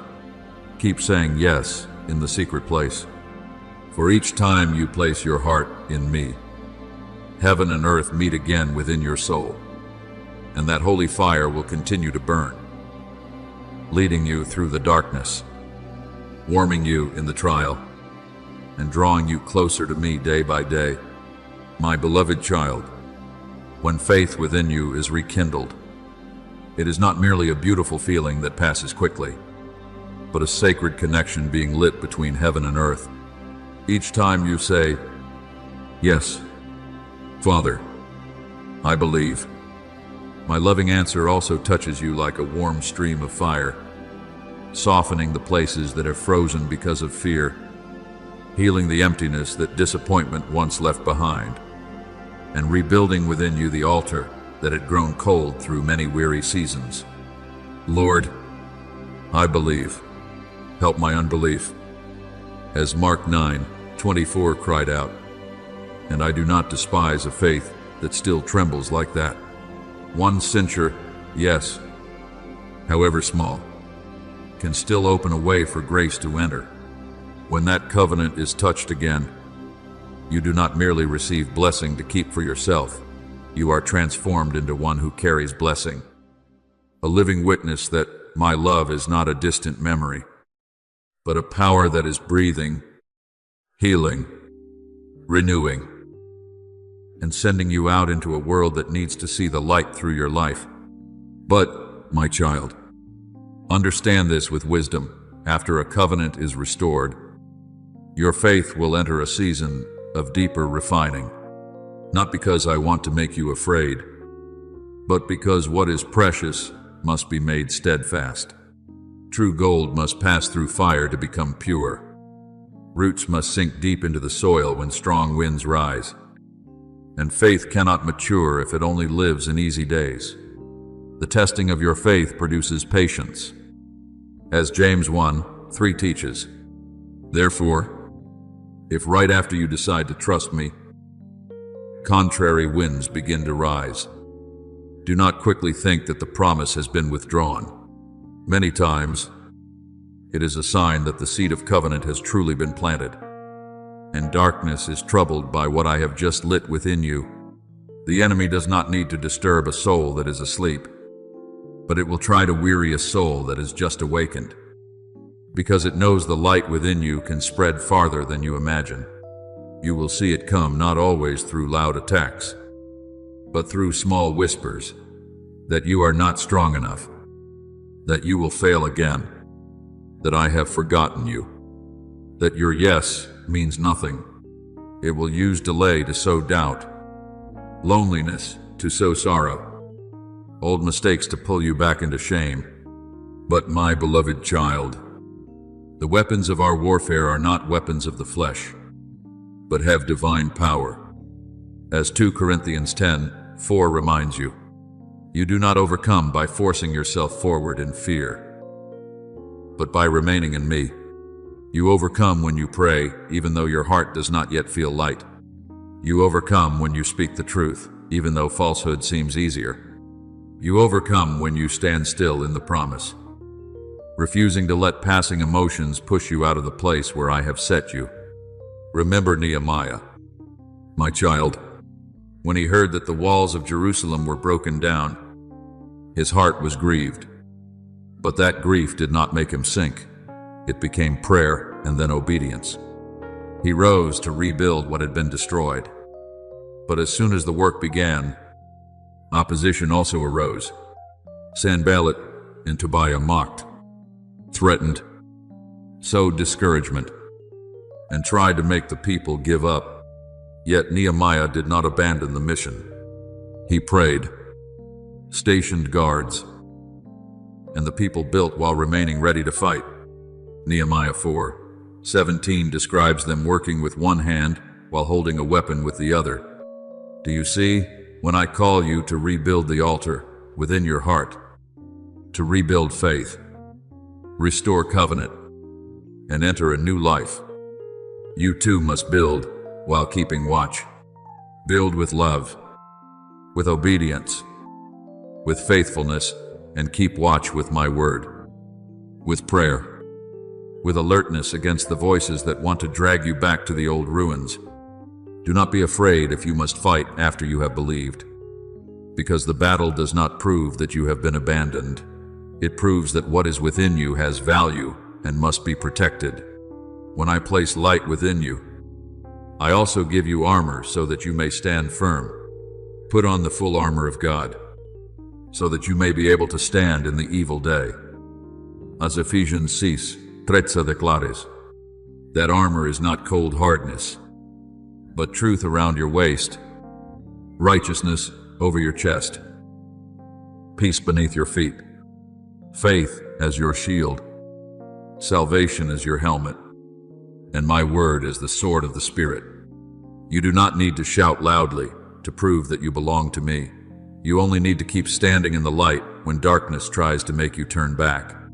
There are victories that are very quiet, not answering with bitterness, not returning to old habits, not abandoning prayer in a dry season, not losing kindness when you have been wounded. Heaven sees those victories, even when the world does not record them. I also want you to know that when the covenant comes alive again within you, your life will become a stream for others. The blessing I give does not stop in your hands.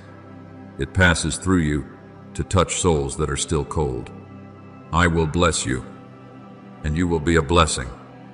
As I spoke to Abraham in Genesis 12:2, when you have been warmed, you will know how to warm others. When you have been lifted from the pit, you will know how to bend down towards someone who is falling.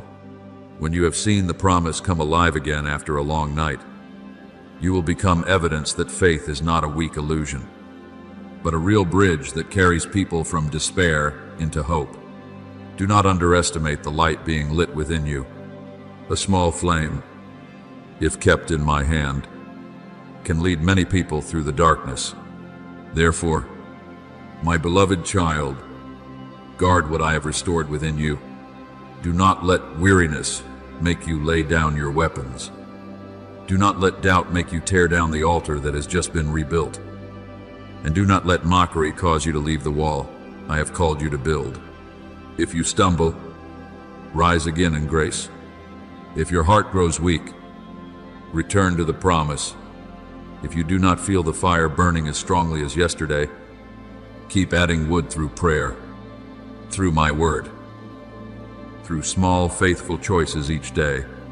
I am with you both when you receive the blessing and when you learn to protect that blessing.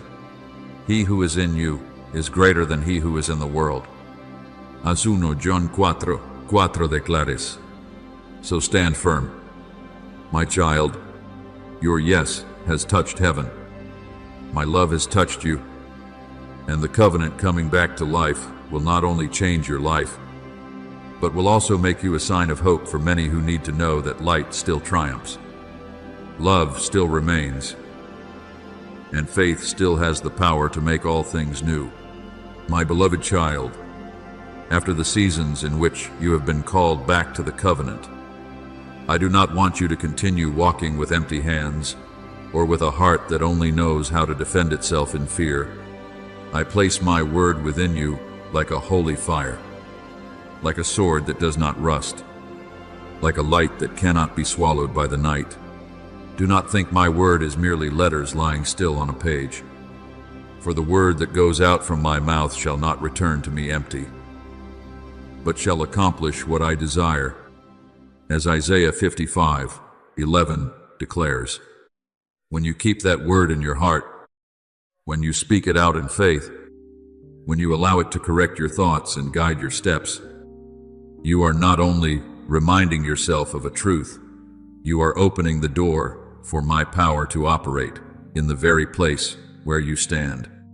There are darknesses that do not retreat before complaining, but must retreat before truth confessed by a soul that knows to whom it belongs. There are fears that do not dissolve because you try to analyze them, but dissolve when you place them beneath the light of my promise. So when the battle rises in your mind, do not quickly call yourself weak. I am not ashamed that you have to fight. My heart aches when you forget that you are not fighting alone. Take the sword of the Spirit, which is the Word of God, as Ephesians 6:17 teaches. Because in the hour of darkness my word does not only comfort you, but also discerns what is true and what is false, cuts the cords of accusation, and reminds your soul to stand in its rightful place. The enemy often does not begin with great chains, but with a small thought that you are not good enough, that I am far from you, that the promise has grown cold. That one fall can cancel everything I have built. But when you answer with my word, you are not arguing with darkness through your tired reasoning. You are bringing light into the place where darkness is hiding. When you say, "The Lord is my light and my salvation, whom shall I fear?" as Psalm 27:1 declares, your soul is turning its face toward my throne instead of bowing its head before the voice of threat. Remember, my son, in the wilderness. My beloved child, after 40 days of fasting, his body was weary, and it was precisely then that the tempter came with words that sounded reasonable. Turn stones into bread. Seek immediate glory. Test the protection of heaven. But my son did not overcome through a display of power. He overcame through the word that had been written. Each time, darkness offered a proposal. He answered, "It is written." That story in Matthew 4 is not only for you to admire the Savior, but for you to learn the way of victory. When you are tired, you are more likely to listen to shortcuts. When you are lonely, you are more likely to compromise for false comfort. When you have waited a long time, you are more likely to want to prove yourself. But my word will keep you from trading the covenant for a passing meal, from trading obedience for applause, from trading trust for the need to control everything. My child, putting on the armor I give does not mean you become hard, cold, or closed off from others. My armor does not turn you into an aggressive person. It makes you someone who stands firm in love. Truth girds your waist so that you will not be deceived. Righteousness covers your chest so that your heart will not be pierced by accusation. Peace beneath your feet keeps you from running in panic when storms arise. Faith in your hand becomes a shield against the flaming arrows of doubt. Salvation upon your head reminds your mind that you have been redeemed, and my word in your mouth lights the whole path. God is our refuge and strength, a very present help in trouble. As Psalm 46:1 says, "Therefore, you do not need to boast that you are strong. You only need to remain in the one who is stronger than everything that comes against you." I know there are days when you want to avoid every battle, when you only want peace without having to face anything anymore. But there is a kind of calm that is only escape. While the peace I give is the ability to stand in the storm without allowing the storm to rule your heart. True victory does not always mean that circumstances immediately change according to your desire. Many times, victory is when your heart no longer trembles before what once controlled you, when you are tempted to complain but choose to pray, when you are pulled toward bitterness but choose forgiveness, when you see the night stretching long but still sing a word of praise, when you do not yet have the answer but still keep your hand in mine. That is, when the covenant has rooted itself more deeply within you. They overcame him by the blood of the Lamb and by the word of their testimony. As Revelation 12:11 reminds you, showing that victory is not only an outward event, but the living testimony of a heart that refuses to leave the light. Remember King Jehoshaphat when a great army came against him and the people were afraid. He did not pretend that he had enough strength, but stood before me and said, "We do not know what to do, but our eyes are on you." As 2 Chronicles 20:12 records, "Then I taught them a wondrous way, not to place the sound of swords and spears first, but to place praise first. When they began to sing that my mercy endures forever, I caused the enemy to fall into confusion, and the people entered victory not by their own strength." Do you see? There are battles you win not by loud resistance, but by fixing your eyes on me, allowing worship to restore order within your soul. When you praise in the night, you are declaring that darkness has no right to define your song. Then after the battle, when the dust settles and your soul sits again in silence, I will draw near, not to ask how strongly you performed, but to touch you as a father touches a child who has passed through fire and still did not let go of his hand. I will seal this truth within you. You belong to me. You are kept by me, and you are sent forth in my light. That seal does not need to be seen by human eyes, but the spiritual realm recognizes it. It rests in the new peace you carry after tears, in the quiet courage that remains after trials, in your ability to love even after being wounded.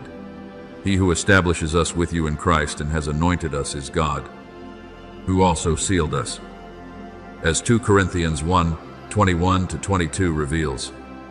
So stand firm, my beloved child, not in your own strength, but in the power of the one who has promised, my word within you will continue to burn.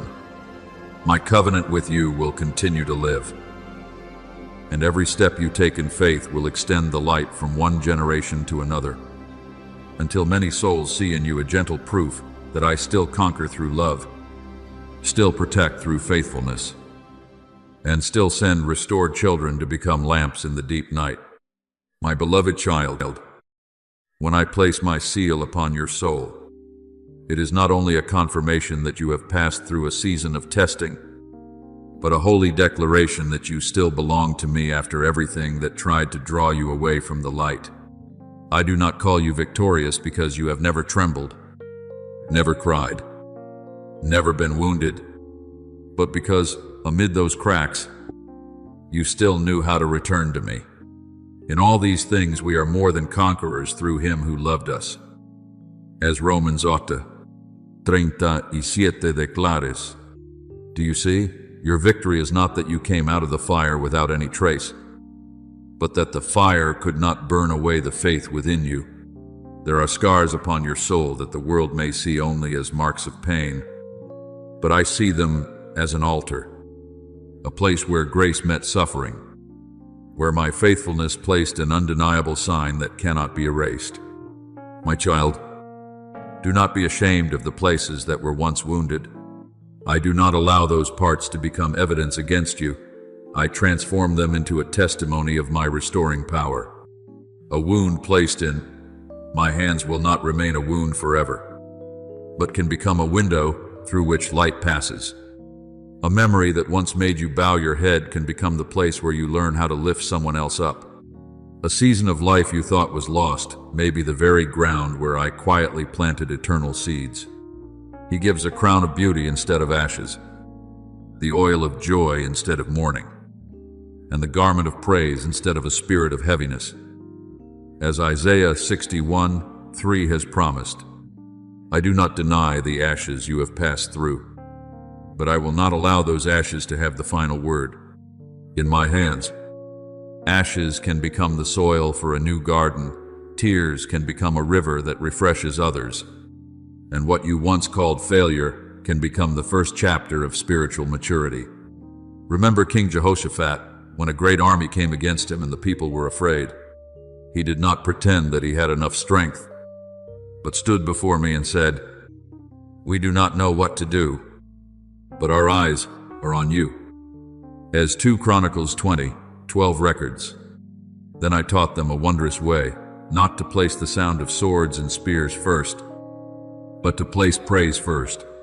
When they began to sing that my mercy endures forever, I caused the enemy to fall into confusion, and the people entered victory not by their own strength. Do you see? There are battles you win not by loud resistance, but by fixing your eyes on me, allowing worship to restore order within your soul. When you praise in the night, you are declaring that darkness has no right to define your song.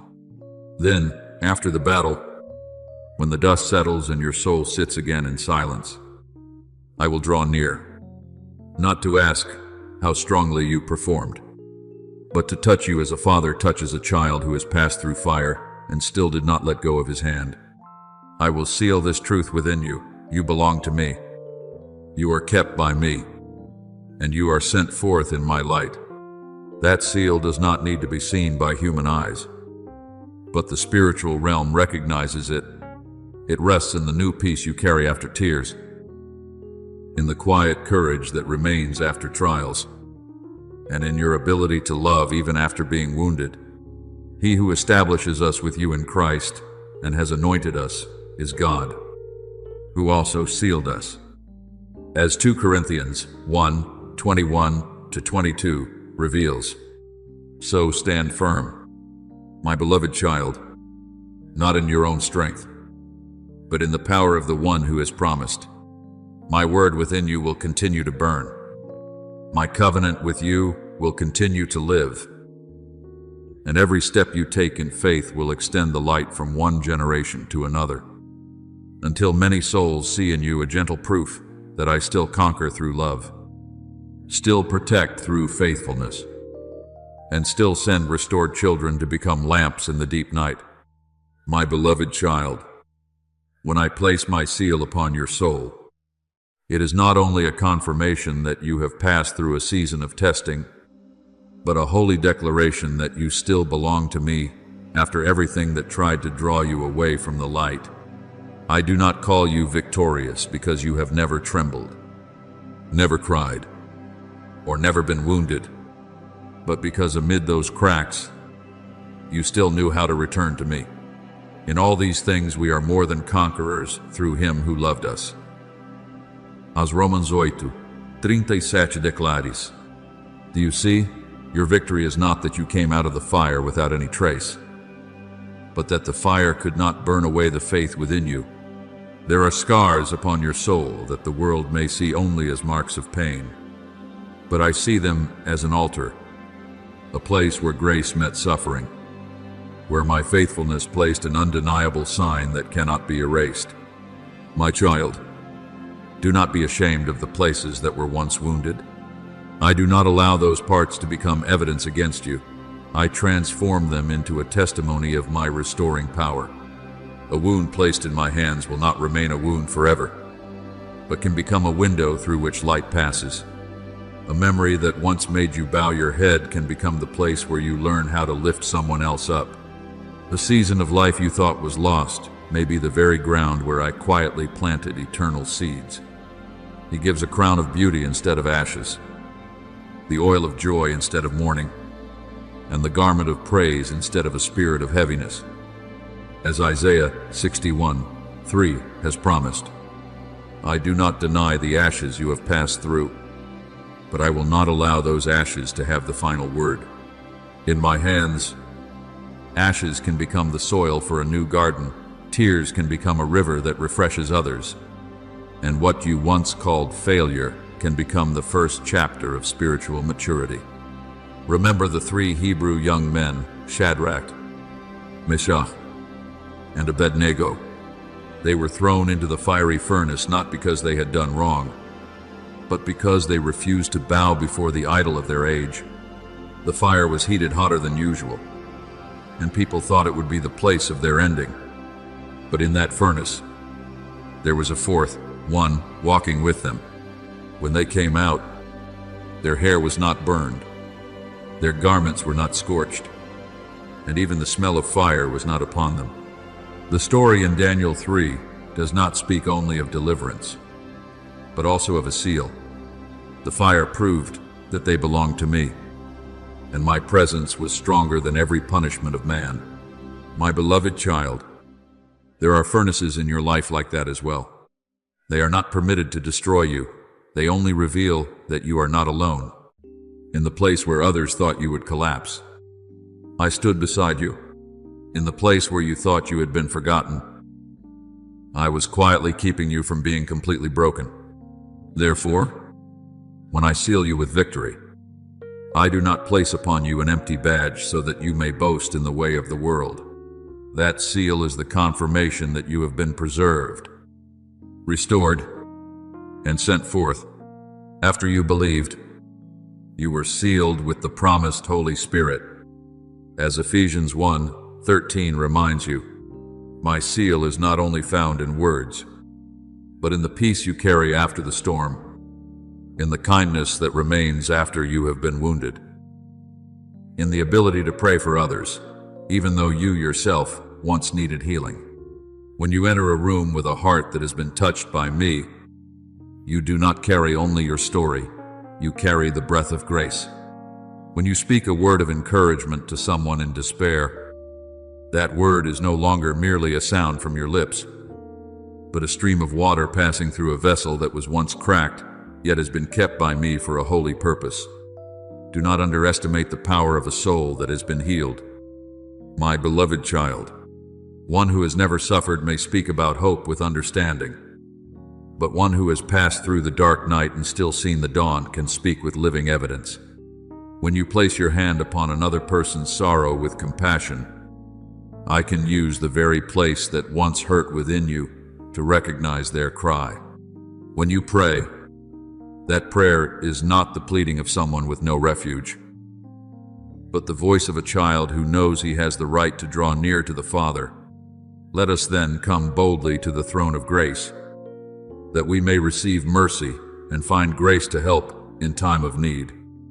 As Hebrews 4:16 teaches, you do not pray as one who has been cast far away, you pray as one who has been called by name, received, sealed, and given the right to stand in my presence. Yet, my child, carry that seal with humility. Do not let victory become pride, and do not let being chosen make you look at others from a higher place. I did not heal you so that you would judge those who are still bleeding. I healed you so that you would know how to bend down. I did not bring you through the fire so that you could boast that you are strong, but so that you could testify that I am faithful. We have this treasure in earthen vessels, so that the surpassing power may be from God and not from us. As 2 Corinthians 4:7 says, you are still an earthen vessel, but within you there is treasure. You still need grace every day. And precisely because of that, the light you carry is not cold, not distant, but near, warm, and full of mercy toward those who are still seeking the way. Now look back upon your journey with new eyes. The place that once made you afraid may become the place where you recognize that I protected you.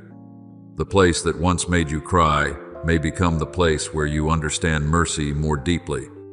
The place that once seemed like loss may be the place where I buried a seed that is now beginning to sprout. You have not only survived the trial, you are being transformed through the trial. You have not only been brought out of darkness, you are being sent back as a lamp for those still trapped in the night. Walk in that seal, not with boasting, but with a clear life, words that lift others, hands that heal, and a heart that knows how to trust. I have chosen you, kept you, and called you mine. No wound is stronger than my seal. No darkness can erase the light I have placed within you, and no past has the right to take from you the mission I have written with love upon your soul. My beloved child, do not seek the sign I have placed upon you in the approving eyes of human beings, because what comes from the earth often changes with the winds of the earth. Today they may praise you. Tomorrow they may forget you. Today they may lift you up. Tomorrow they may measure you by their cold standards. But my seal is not engraved upon a stage, not hung upon a title, not proven by applause or by the position you have attained. It is written in the secret place, where you once wept and still did not let go of me, where you once did not understand and yet still said, Father, I believe, where you once passed through the wilderness and still offered thanksgiving even before you saw water before you. The Lord does not see as man sees. Man looks at the outward appearance, but the Lord looks at the heart.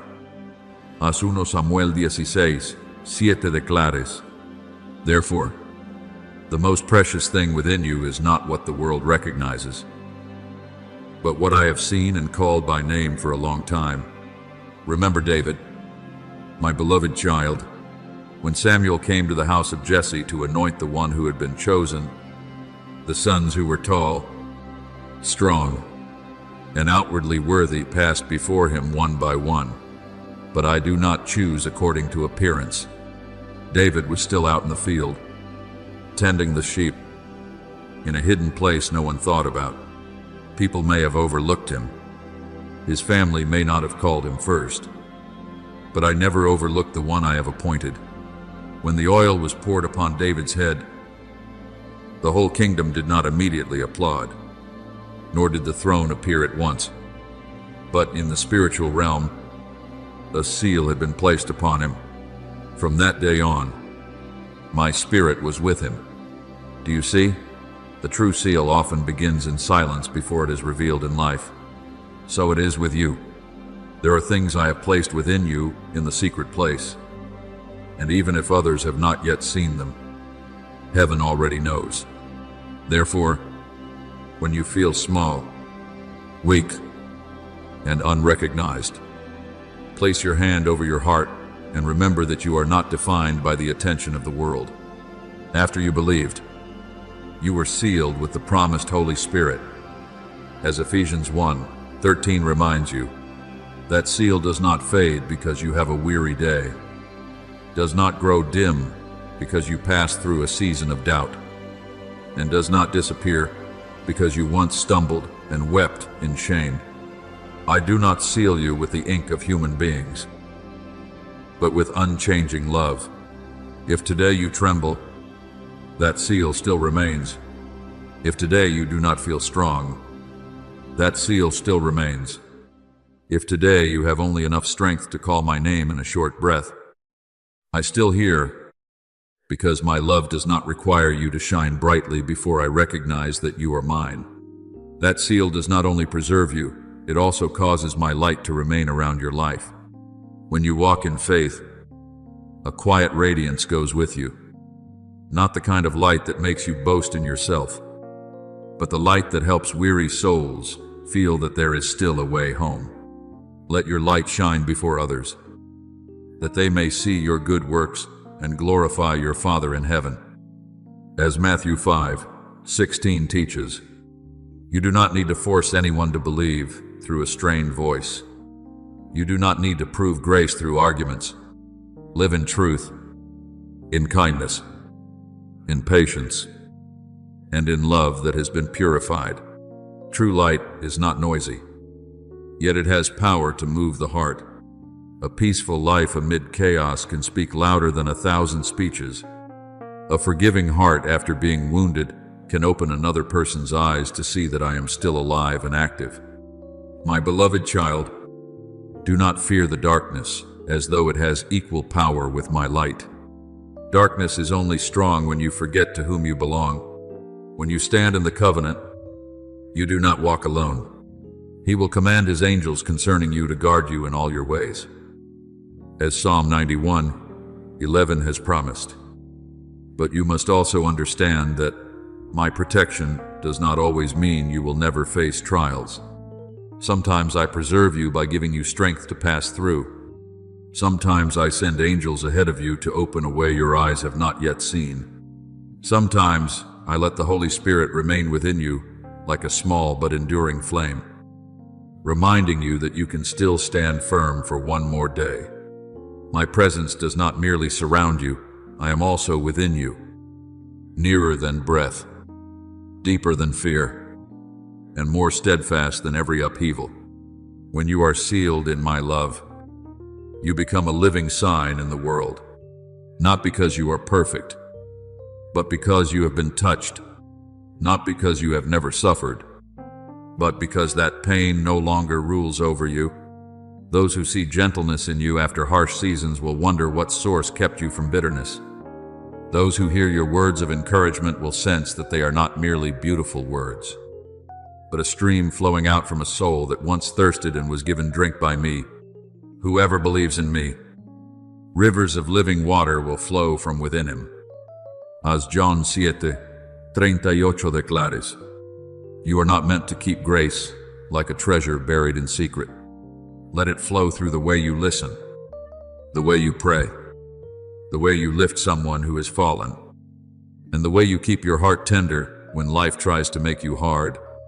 And if one day an old sin, an old wound, or an old distance tries to whisper that you have lost that seal, return to the truth and do not listen to accusation. Neither death nor life, neither angels nor powers, neither the present nor the future, will be able to separate us from the love of God. As Romans 8:38-39 declares, there is no depth that my love cannot reach. There is no night my light cannot pierce. There is no wound stronger than my healing hand. My covenant is not as fragile as your emotions. It is anchored in my faithfulness, not in your ability to always feel worthy. When you fall, return. When you are afraid, call upon me. When you no longer have long words, simply say, Father, I will answer, because I have never left you. So live as one who has been marked, my beloved child, but live with humility. Do not use the light to lift yourself above others. Use the light to show the way. Do not turn being chosen into pride. Turn it into service. I have placed within you the breath of an eternal covenant, so that you may become a heartbeat of mercy in a weary world. When you are weak, remember that the seal is still there. When you are lonely, remember that I still walk with you. When no one sees you, remember that all of heaven knows your name. Walk in the light, not so that you may be praised, but so that others may find the source of light through you. For you belong to me. You are kept by me. You are sent by me, and the love that has engraved its seal upon your soul will never be erased. My beloved child, do not let the silence of the world make you think you have been forgotten, because the things most precious before me are often the things least seen by people. They may not know the nights when you prayed in tears, may not understand why you are still standing after so many wounds, may not recognize the value of your quiet faithfulness. But I see it all. Can a mother forget the child at her breast, though they may forget? I will not forget you. Behold, I have engraved you on the palms of my hands, as Isaiah 49:15-16 reveals. You are not lost in the crowd of this world. Your name has not been carried away by the wind. Your journey is not a faint line in the story of humanity. In the spiritual realm, I know every step you take, every time you fall and still try to rise again, every moment you choose the light, even when darkness calls to you with sweet words. Therefore, do not be afraid when people do not understand you. What they do not see does not mean it does not exist. What they do not acknowledge does not mean I do not treasure. My child, the seal I have placed upon you is not an ornament for you to display, but the assurance that you belong to a covenant that surpasses time.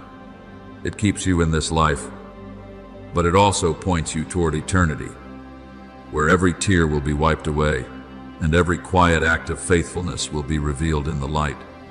Rejoice that your names are written in heaven.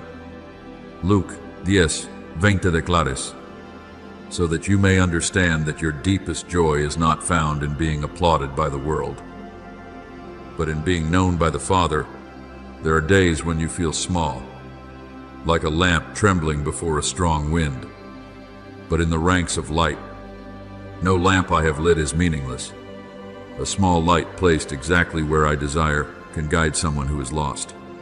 A quiet prayer can keep a family from breaking apart. A faithful life can become a sign for the generations after you, showing them that my covenant is still alive, still strong, and still unfading through the years.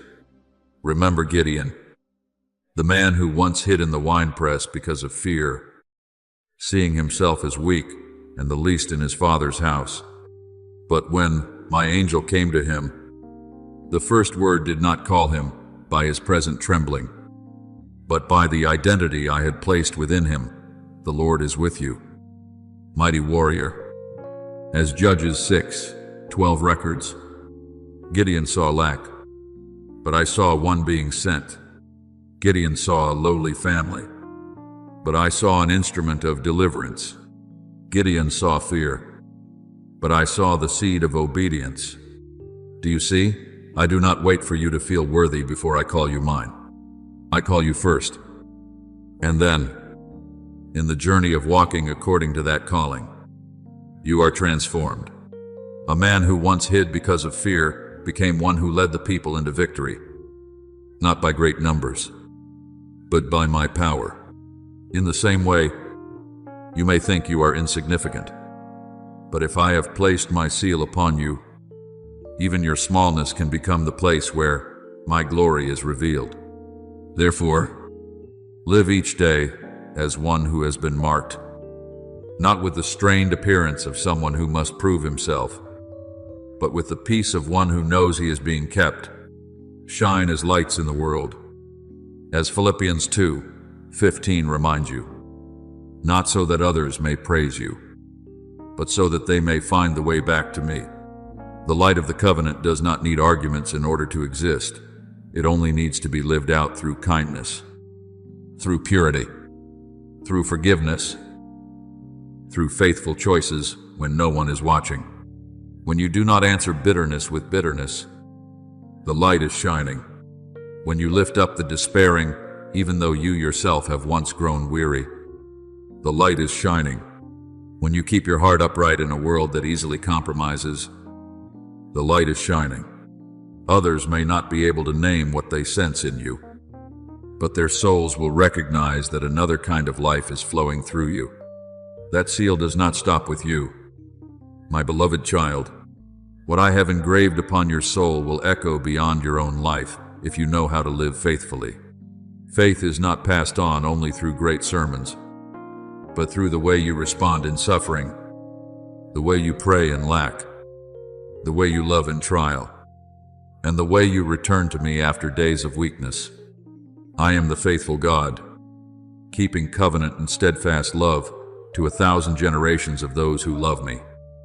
As Deuteronomy 7:9 reveals, there are people in generations after you who will learn about me, not first through lofty words, but through the light they see in your life.